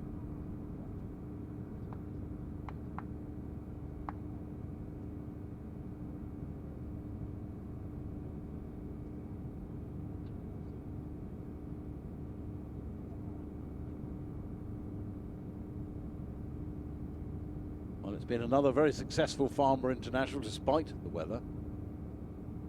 I mean, this show is a showcase, a magnificent. It's the world's largest temporary or outdoor exhibition. Aviation sector worth £52 billion a year. It's the 5th largest industry in the United Kingdom, directly employs 340,000 people. Indirectly, well, those numbers just go up and up and up. What is remarkable is after the extensive flooding that we had on Monday, is that the show was all ready and clean and tidy to start on the Tuesday morning, and that's really down to the contractors working with Farnborough International Limited overnight. A lot of carpets taken up, a lot of carpets put down, drying out. A remarkable turnaround overnight, something that really we couldn't have forecasted or got ready. So the contractors who worked and pulled out a miracle, and Farnborough International and all the team that thought they were going to be asleep overnight were all here overnight. What an amazing turnaround that they have done. So the show opened absolutely spick and span on Tuesday morning. That, well done team, is fantastic. Now moving out onto the runway, an aircraft in which I have flown. Well, I don't think I've flown this actual one. And I've also got the designer of this aircraft, John Edgley, has joined us in the commentary position. I flew with John, I think, gosh, it was the yellow one. It must have been 84 or something, John? The yellow one would have been about 84, I think. Yes. It's quite a long time ago, yes. And one of your test pilots was Neville Duke, wasn't it? It was indeed, yes. Yep. And that time it might have been Angus Vitters. Angus also, yes, who went Neville on to was Cranfield. slightly later, actually. Yep. I think he was doing other things at that time. Yeah. Yes. So, it's come on hugely, John. I mean, from the 80s, and now you must be so proud and happy to see it flying, and now the future is really useful. Tell me all about this aircraft, the history, how you got there. Why did you come up with this design? It's a bizarre looking design, surely. Well, I came up with a design because I decided back in the late 1970s that there was a need for air-to-ground observation. And so I set about designing an aircraft that was specifically for that. I think I've been proven right by the amount of air-to-ground observation that goes on now, particularly with drones that we've seen developed in that period. I'm asked if I see it as competition. I don't. I see it as complementary, because I think there are occasions when you actually need a person up in an aeroplane to complement the very useful work that can be done by the more modern drones. Indeed, because your human eye can whiz around all over the place rather than being directed by a camera. The camera won't see something in its peripheral vision, which the human will. Indeed, yes. The observer up there can see everything that's going on. And of course, the operation of an aircraft like this is not necessarily more expensive than the operation of a drone. I mean, it is a curious configuration. Was the idea to get the observation out as far as you can from everything, so you've got as maximum visibility, and therefore you have the weight at the back end and that ducted fan? Or tell me all about this. Well, it's probably not much of a surprise to say that I looked at quite a lot of helicopter cabins. That's true. And I thought, how do you turn a helicopter type of cabin into a fixed-wing aircraft? And that's in many ways where it started. I certainly looked very hard at the Bell 47.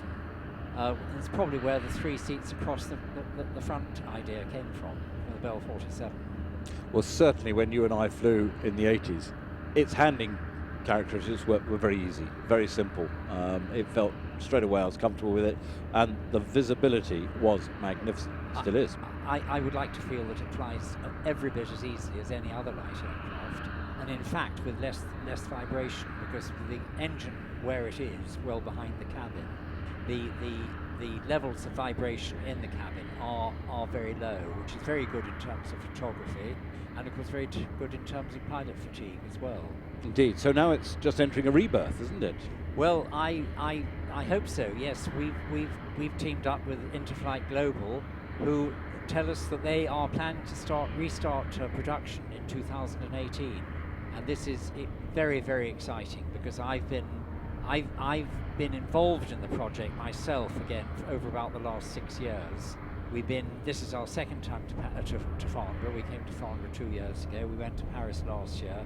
We've worked very hard indeed on building up interest in the aircraft again. So many people have said to me that it's not an old aircraft in terms of the requirement, because it meets a modern requirement. And we are very, very excited indeed to find a totally independent company, Interflight Global, who believe in us and are going with us to push the program forward. So now where are you based? Because originally you were down at Old Sarum before that awful fire that caused mayhem for you, didn't it? Yeah, we haven't moved very far. This aircraft that you see flying is kept at Thruxton. Oh, which same of course area. is very much the same area. And we have all the production equipment, jigs and tools and everything stored in Wiltshire, near my home. I live in Wiltshire, so we really haven't moved very far away from Old Sarum.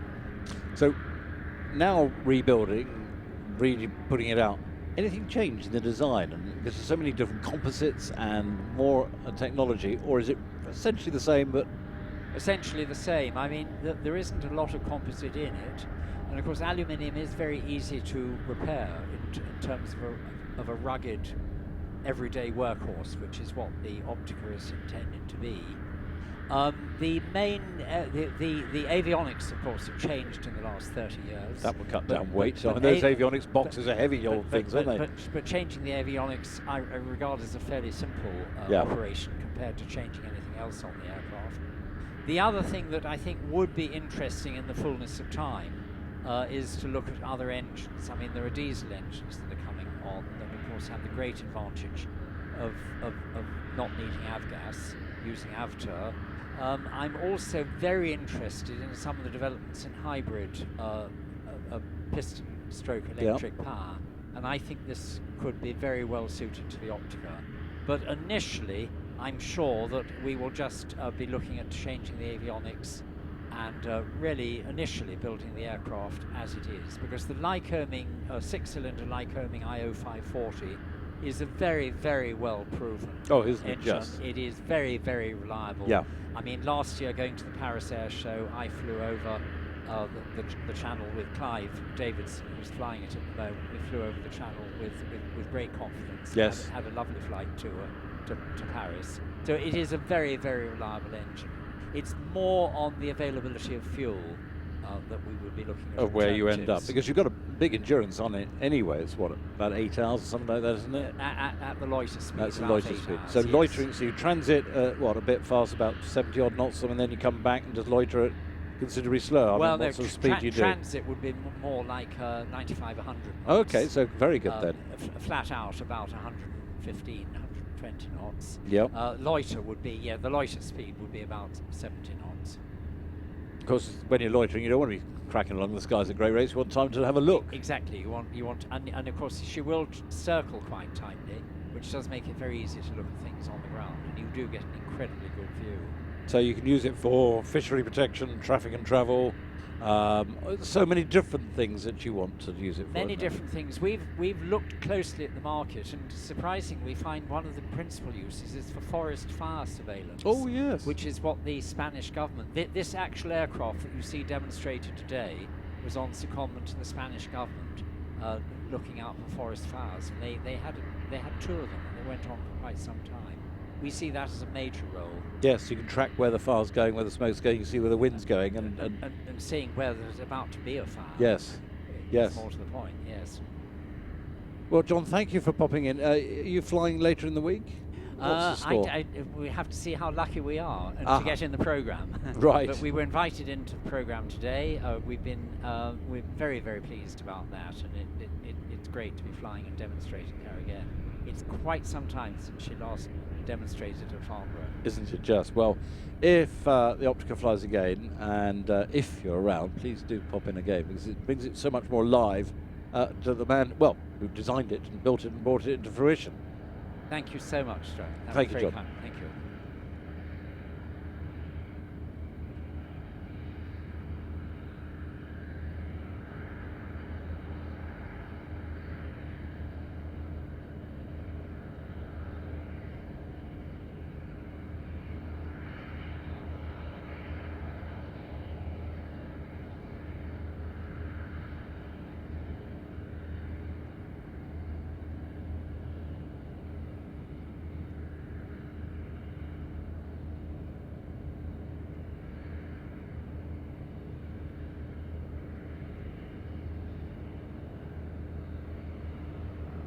So let's have a look what we've got next. Well, the Dornier 328, not due on for 10 minutes.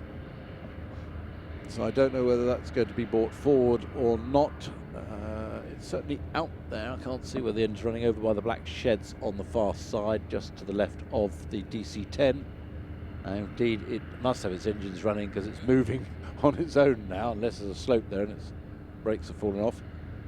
So expecting the Dornier 328, then from Boeing, the 727, the 737 and the P-8 Orion.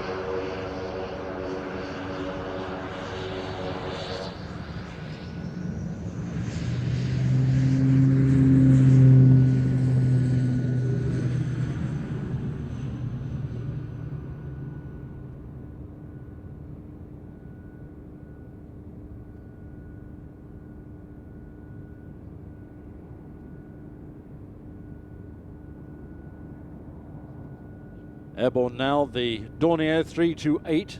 This is the turboprop version. We had the jet version earlier in the week. Strange pleased to say this regional aircraft been dramatically updated, brought back into production by TR Jet, brand new OEM based in Turkey, available as both turboprop and as jet. In fact, last time we saw the 328 here at Farnborough was in 2004, when Fairchild Dornier displayed the jet-powered aircraft. And indeed, there is earlier this week a letter of intent from the Istanbul Chamber of Commerce for 10 of the jet versions of the 328, and that was earlier on the 12th of July. Mark tells me the 13th of July, that's the date of Aviation Week's programme they would have been reporting in the news from the day before. I know these things. The new 328 included a number of technological advancements. Firstly, the very latest generation of avionics suites will be installed with Rockwell Collins' new Fusion system, providing a 3-screen EFIS with touchscreen capability. Suite also provides weather radar, TCAS, enhanced ground proximity warning system, EGBWS, and wind shear detection. The two jets, one turboprop and one jet, will have exactly the same maximum takeoff weight of 15,660 kilos. Variants of this aircraft include a 32-seat commuter. You can have Medivac, VIP configuration, special mission, maritime patrol, and a dedicated cargo transporter. In fact, the cargo variant will feature a large cargo door as an option, so you can have it air-operable, available for parachute dropping and ground resupply. Now, the turboprop plans are to re-engine it, featuring new propellers. Whilst the props have yet to be evaluated and chosen, the power plant will probably be the PW127, which is a 2-spool, 2-stage centrifugal compressor engine. You knew that anyway. Rated at 2,750 shaft horsepower. Now, the attributes, the pleasure of that power plant, are low emissions, high stability, durability, and easy starting. I like it when it starts. Unlike our golf buggy, that's true. If you go back to the history of the 328, the original 328 Series 100 first flew in December 1991. Various models were subsequently developed, the original power plant being changed along the way. The idea to develop a turbofan first came around in '96, but now it's got a big new lease of life.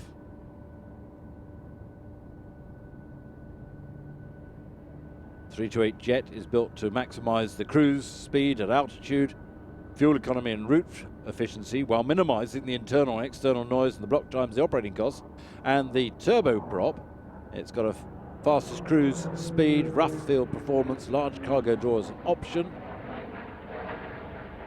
The combination of the two aircraft represent an excellent combination of performance, passenger comfort and operational economics, and very reliable.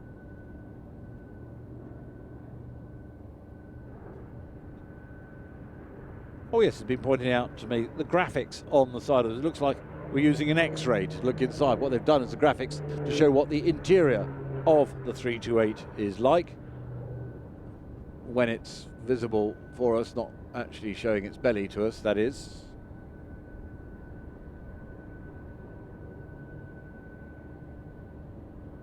The new 328 shares the internal and external dimensions of the original aircraft. The jet, good rate of climb, up to 35,000 feet in just 14 minutes. Doesn't need much of a runway to operate, only around about 1,100 meters runway for takeoff, which is fairly short. Just looking at the runway lights, yes, they are off. That means he's called downwind to land. We have a curious lighting system here at Farnborough because we have two landing spots. For the show, we have the Farnborough Long. For the normal operation of the airfield at Tag, the landing point is just by the commentary position, just by the Pappies, right in front of me here. But for the show, we move it, so we have different lighting, and we have to reconfigure. And we reconfigure that when the pilot calls downwind. So if you're looking at the runway lights, when they go out, you know he's called downwind to land as his next manoeuvre. All the tricks of the trade being given up here. Steep approach. Can operate, as I say, into rough strips, short strips. 7.3 on the north side, possibly engine running, certainly beacons going.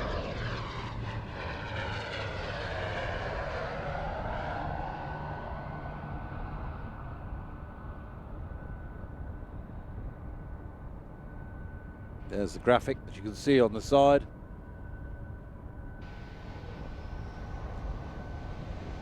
Into reverse pitch of the propellers. Now that is a short landing. That is really, really short.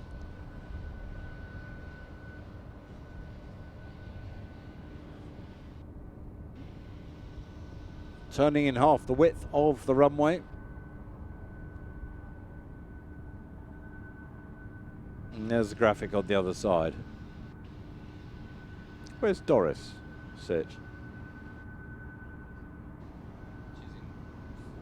Oh, 4B. Okay.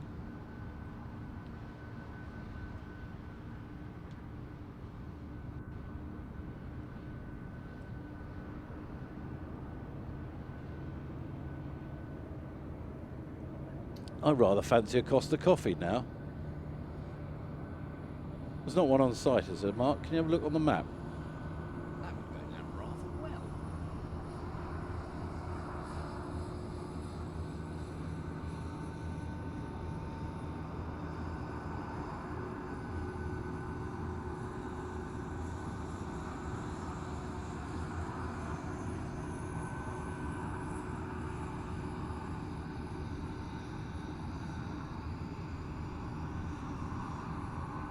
Well, the 727 just being towed out of its roost. Now, he's not due to fly Fortbot until 01. I can do that some, 16 minutes away.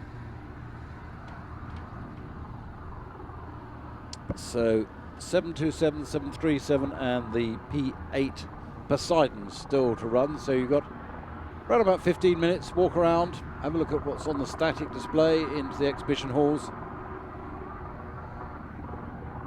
Run another VT advert at Sensia, who's sponsoring the show. If it looks like the 72 is going to get airborne earlier, I will give you a quick holler.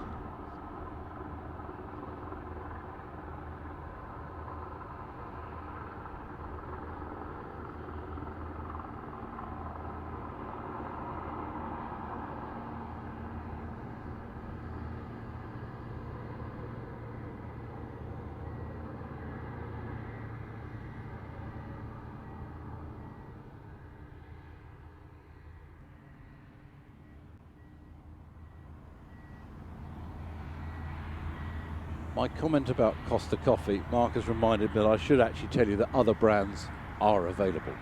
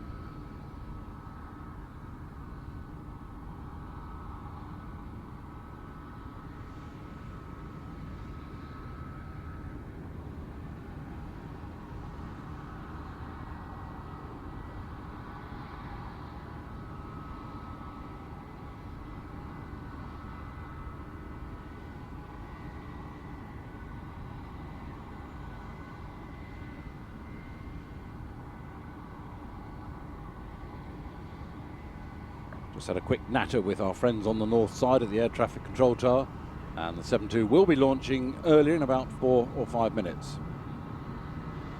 So no doubt the 7.3 equally will be launched the same sort of thing, and no doubt Poseidon.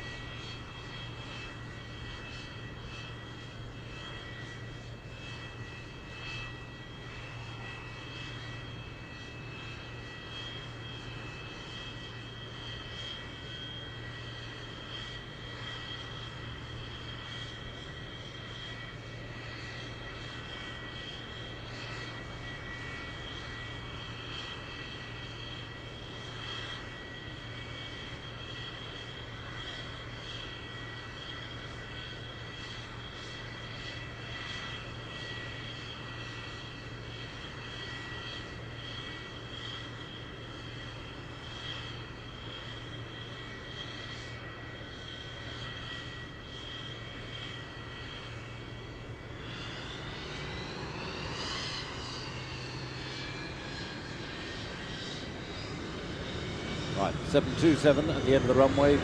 Lights have just been turned on. Very, very close to starting his takeoff run. Now remember the difference of noise. There's no criticism of this aircraft. It's a completely different generation type aircraft. It's not built for being quiet. It does show you how much aero engines have come up over the years. This is the Oil Spill Response Limited aircraft.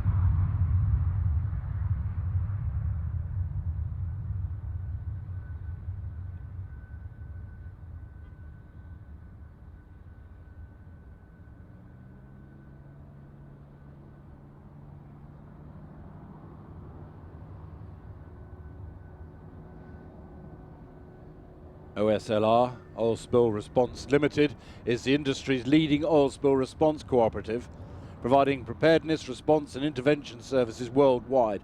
Membership represents a majority of global oil production, comprising some 150 environmentally responsible operations from governments, from marine and energy-related sectors, operating from strategic locations in Europe, the Middle East, Asia, Pacific and the Americas. OSLR is the industry leader in this field, having acquired a distinguished track record. Has attended already more than 400 oil spill incidents over the last 30 years. It's the largest international industry-funded cooperative, capability to respond to oil spills wherever they may occur.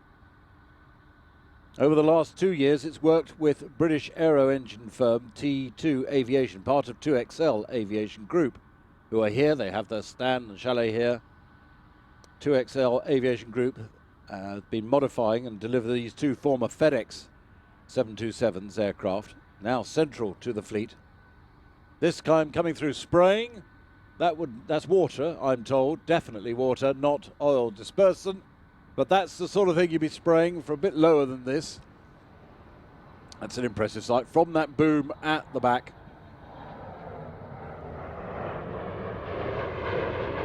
As I say, 2XL rather, based up the road, but they've got their chalet here. And you may well be seeing, if you're here on the public day, the Blades, also part of the same organisation. Flying later, not today that is. Fitted with internal tanks, pumps to the spray boom.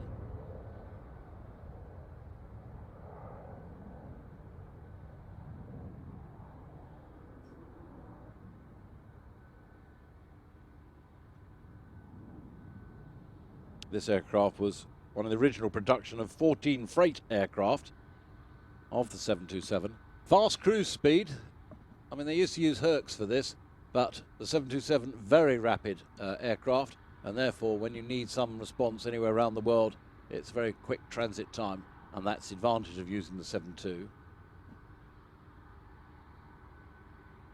Now, of course, when Boeing brought the 727 into production way back in the 60s, 1962, they forecast that they may be lucky if they can sell 250 of these aircraft.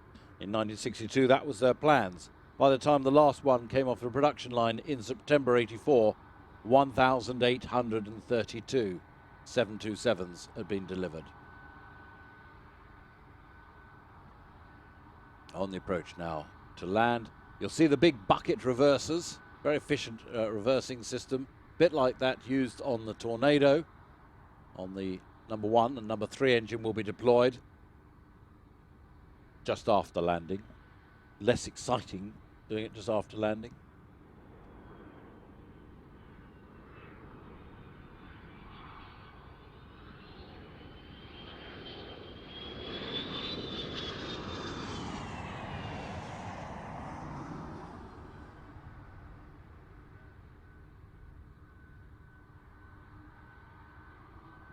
There go the reversers.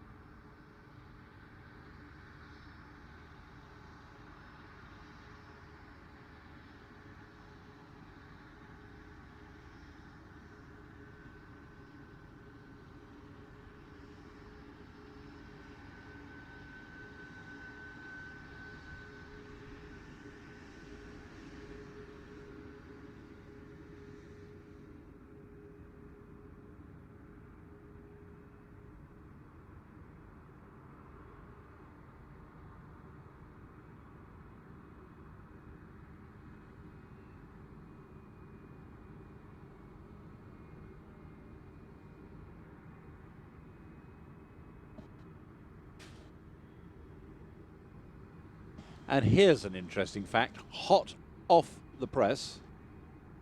Did you know that the oil slick plane was the last ever 727 to be built? There you go.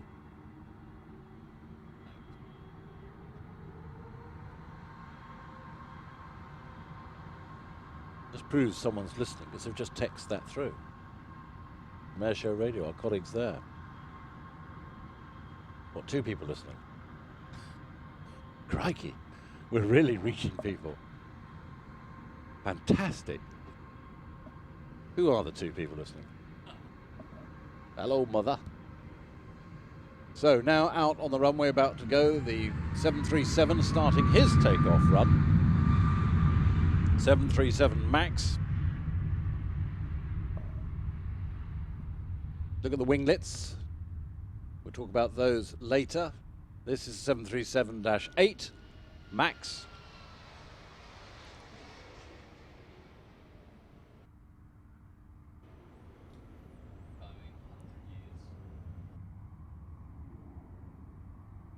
Tomorrow it's the big birthday for Boeing.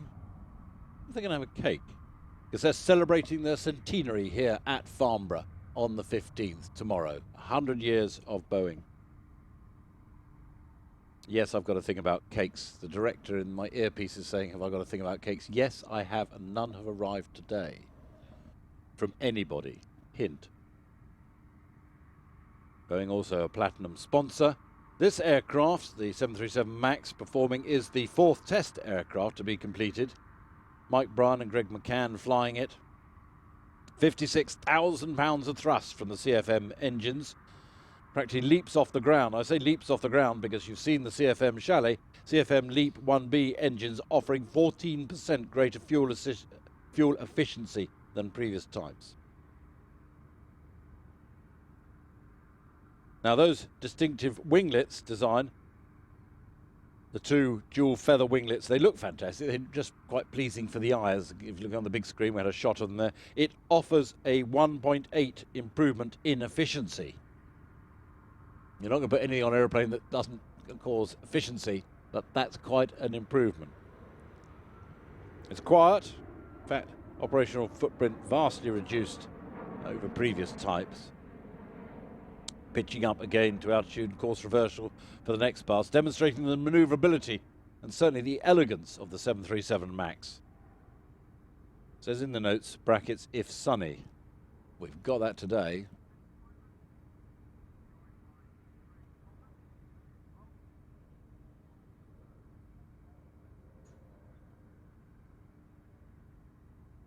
The MAX has great market acceptance, with 3,214 firm orders from 66 customers worldwide, demonstrating the value of the aircraft that it offers to the market. European customers, for example, AirCap, Avalon, Enterair, Icelandair, Monarch, Norwegian, Ryanair, SMBC, Aviation Capital, Sun Express, Travel Service, TUI and Turkish Airlines. All that from memory. Turning the sheet over.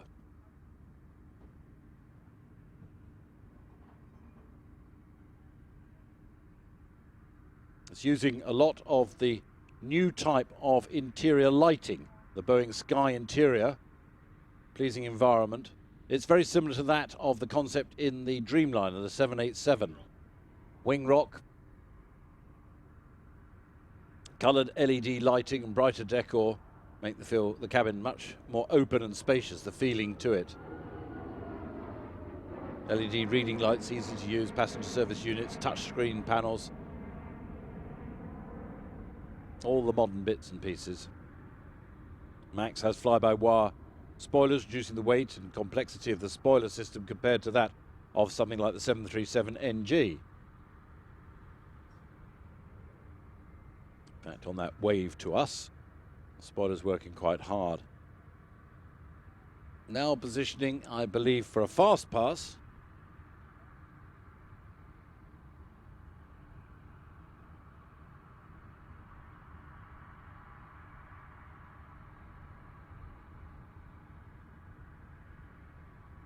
Certainly building on the success of the next generation 737, retaining the efficiency, economics, reliability and passenger appeal of the 73.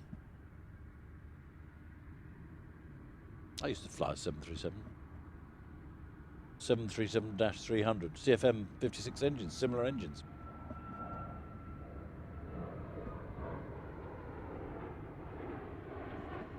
Bit of a faster pass here.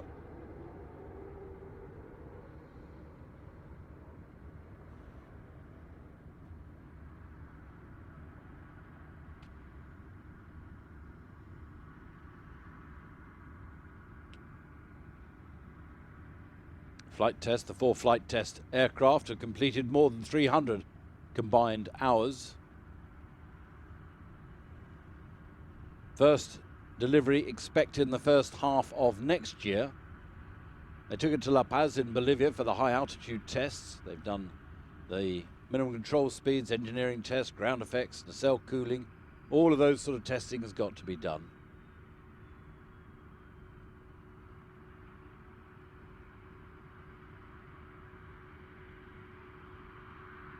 Fourth test aircraft has near complete interior. In the first test aircraft, you're ramming it with test equipment, measuring all sorts of bits and pieces all around the aircraft. You don't have room for the interior, but you've got to still test the interior as well for robustness. And I guess they got someone to keep opening and shutting the doors and overhead luggage and testing all of that before they go into service. Coming to land on 06, cuts down the taxi time. It is all of a crosswind, near as anything. Drifting in over Laffan's plain, down on our left. A lot more aircraft going to be in the public days on the Saturday and Sunday. Much fuller programme. Indeed, Tim Peake is going to be here on one of the days, which will be Saturday. Saturday, everyone's now saying, I've got 2 different talk packs going, everyone's shouting at me saying Saturday. All right, I got it. Tim Peake here on Saturday. 737-8 touching down. And there's that logo, 100 years of Boeing. Happy birthday, Boeing.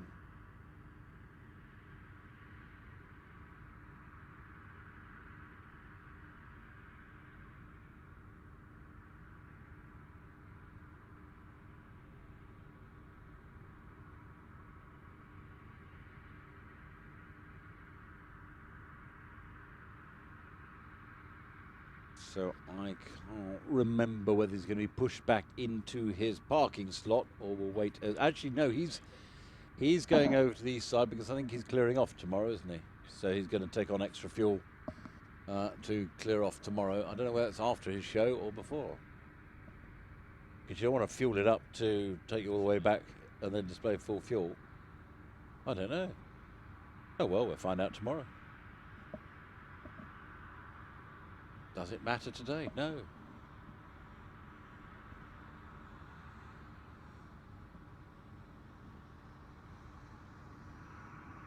Remember, on your way out, listen to Airshow Radio for traffic and travel. Follow the signs, follow the marshallers. Take your time on the way out. Don't all bunch up at the gates at the same time. Dates of Farnborough for next year, not next year, in 2 years' time, are 16th and 22nd of July 2018.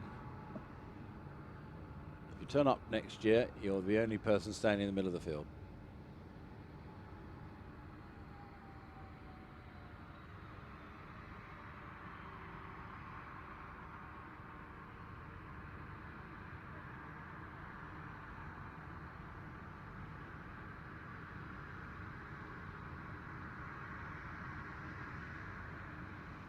We've got all sorts of information sitting up here. Did you know, for example, that Oxford Street will be purely for pedestrians by 2020? No buses, no taxis, no nothing. There you go. We've got loads of information up here. So, out on the runway, the P8 Poseidon, which effectively is another 737. But it's been a collection of 737s put together. This is the P8A Poseidon.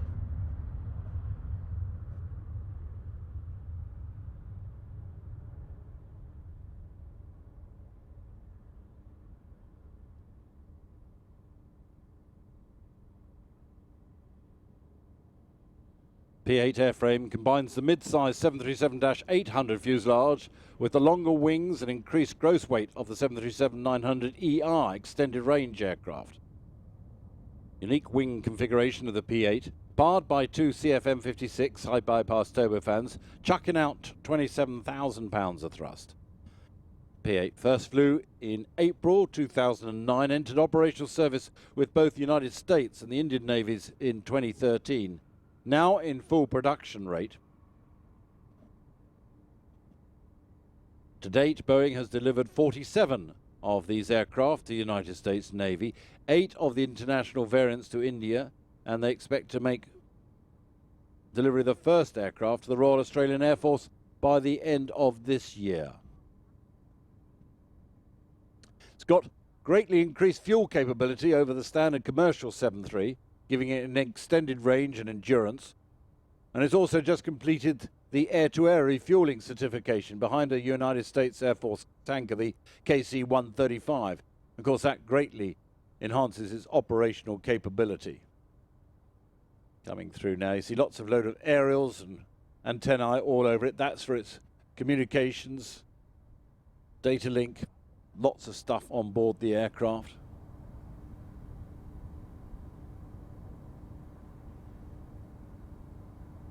Configured today with, I'm delighted to tell you, 2 inert AGM-84 Harpoon missiles under the wings. You can tell they're inert because they've got a blue band around them. There you go.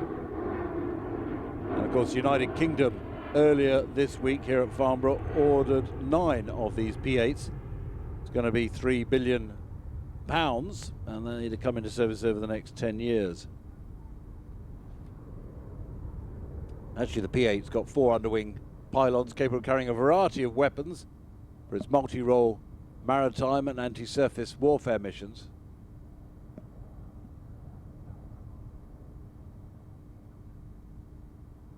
I didn't notice whether the weapons bay was open. The camera pod is extended at the moment. Indeed, there's the weapons bay. Thank you guys for the cameras. I'll tell you what, it's incredibly useful having one box television here, because I say something that one of the cameras will zoom in straight away and give me the answer, looking at the monitors that we have here in the commentary position. And that's to Bruce. Thank you, Bruce.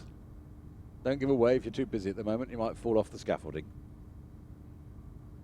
P8 has exceptional handling qualities. It can maneuver at low altitudes and at speeds, as well as demonstrated here. That's what we're doing now, as well as cruise at high altitude and airspeeds, providing broad area search coverage and rapid deployment capabilities anywhere in the world.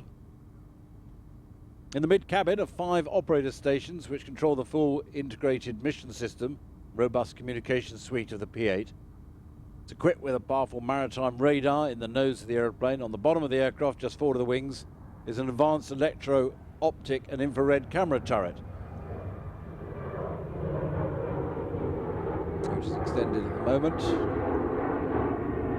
These systems, combined with a host of electronic sensors, are integrated into each operator system to allow the crew to accomplish any maritime surveillance tasking. Multitaskers.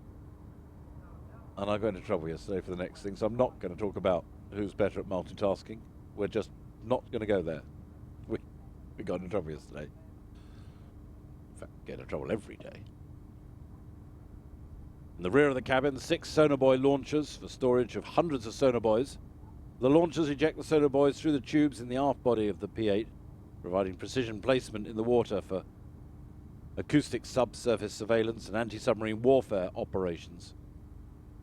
Now, it's got no passenger windows per se, but they've got 2 observer windows, each 4 times the size of a commercial 737 window. You've seen the array of antennas on the top, bottom and sides of the fuselage. These support the various communications and data links that the P8 has, and give the crew the ability to pass the information around the globe instantaneous in support of combined operations.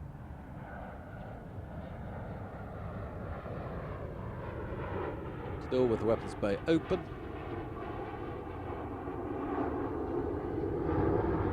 Fuselage of the P8 manufactured by Spirit Aerosystems in Wichita, Kansas.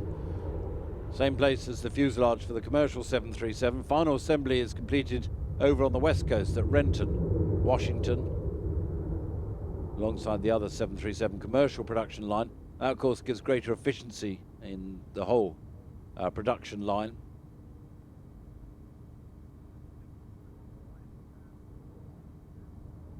Shortly close the weapons bay, retract the camera, preparing for landing.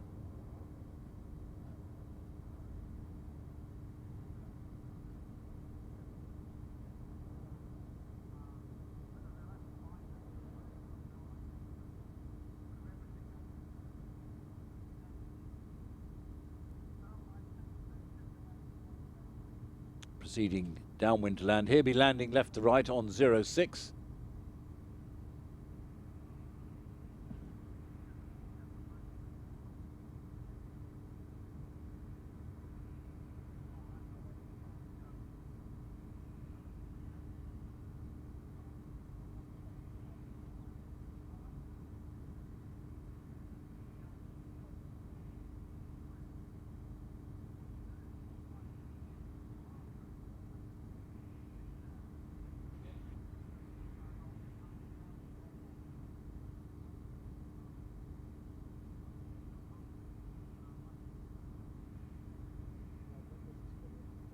So turning final now.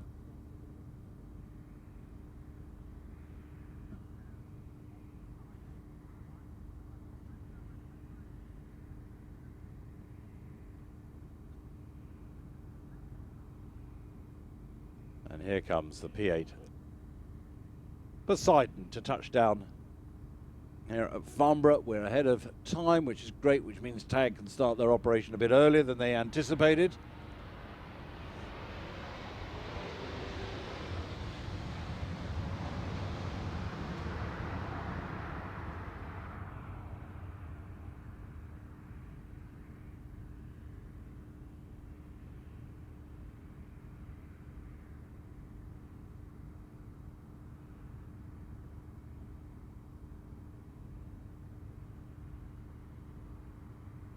And with Poseidon touching down safely, ladies and gentlemen, my particular thanks to you for all coming along. My thanks to Mark Brown, who's done all the work and kept me on the straight and narrow up here in the commentary position, which is no easy task, that must be said.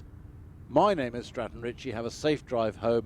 And if you're coming back for the public days, well, you're going to hear me again then. Sorry. Otherwise, we'll see you at next Farnborough International in 2018. Have a very good evening.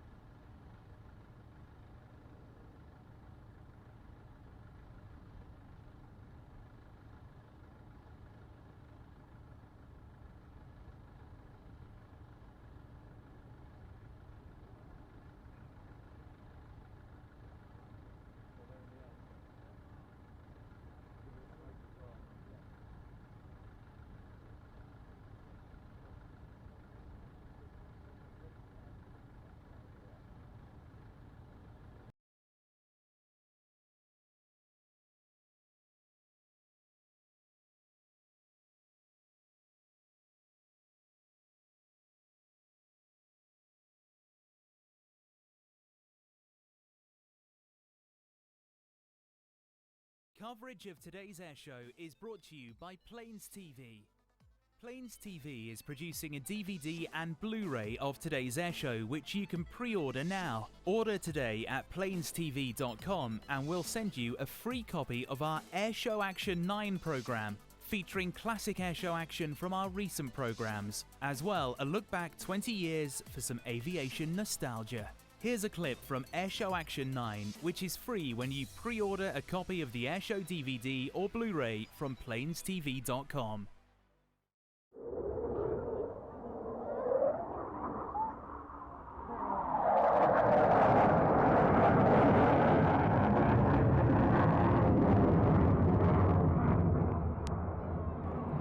for the avid photographers out there. There are some brilliant photo opportunities, and I'd really love it if you'd post them onto Twitter later. RAF Typhoon Team.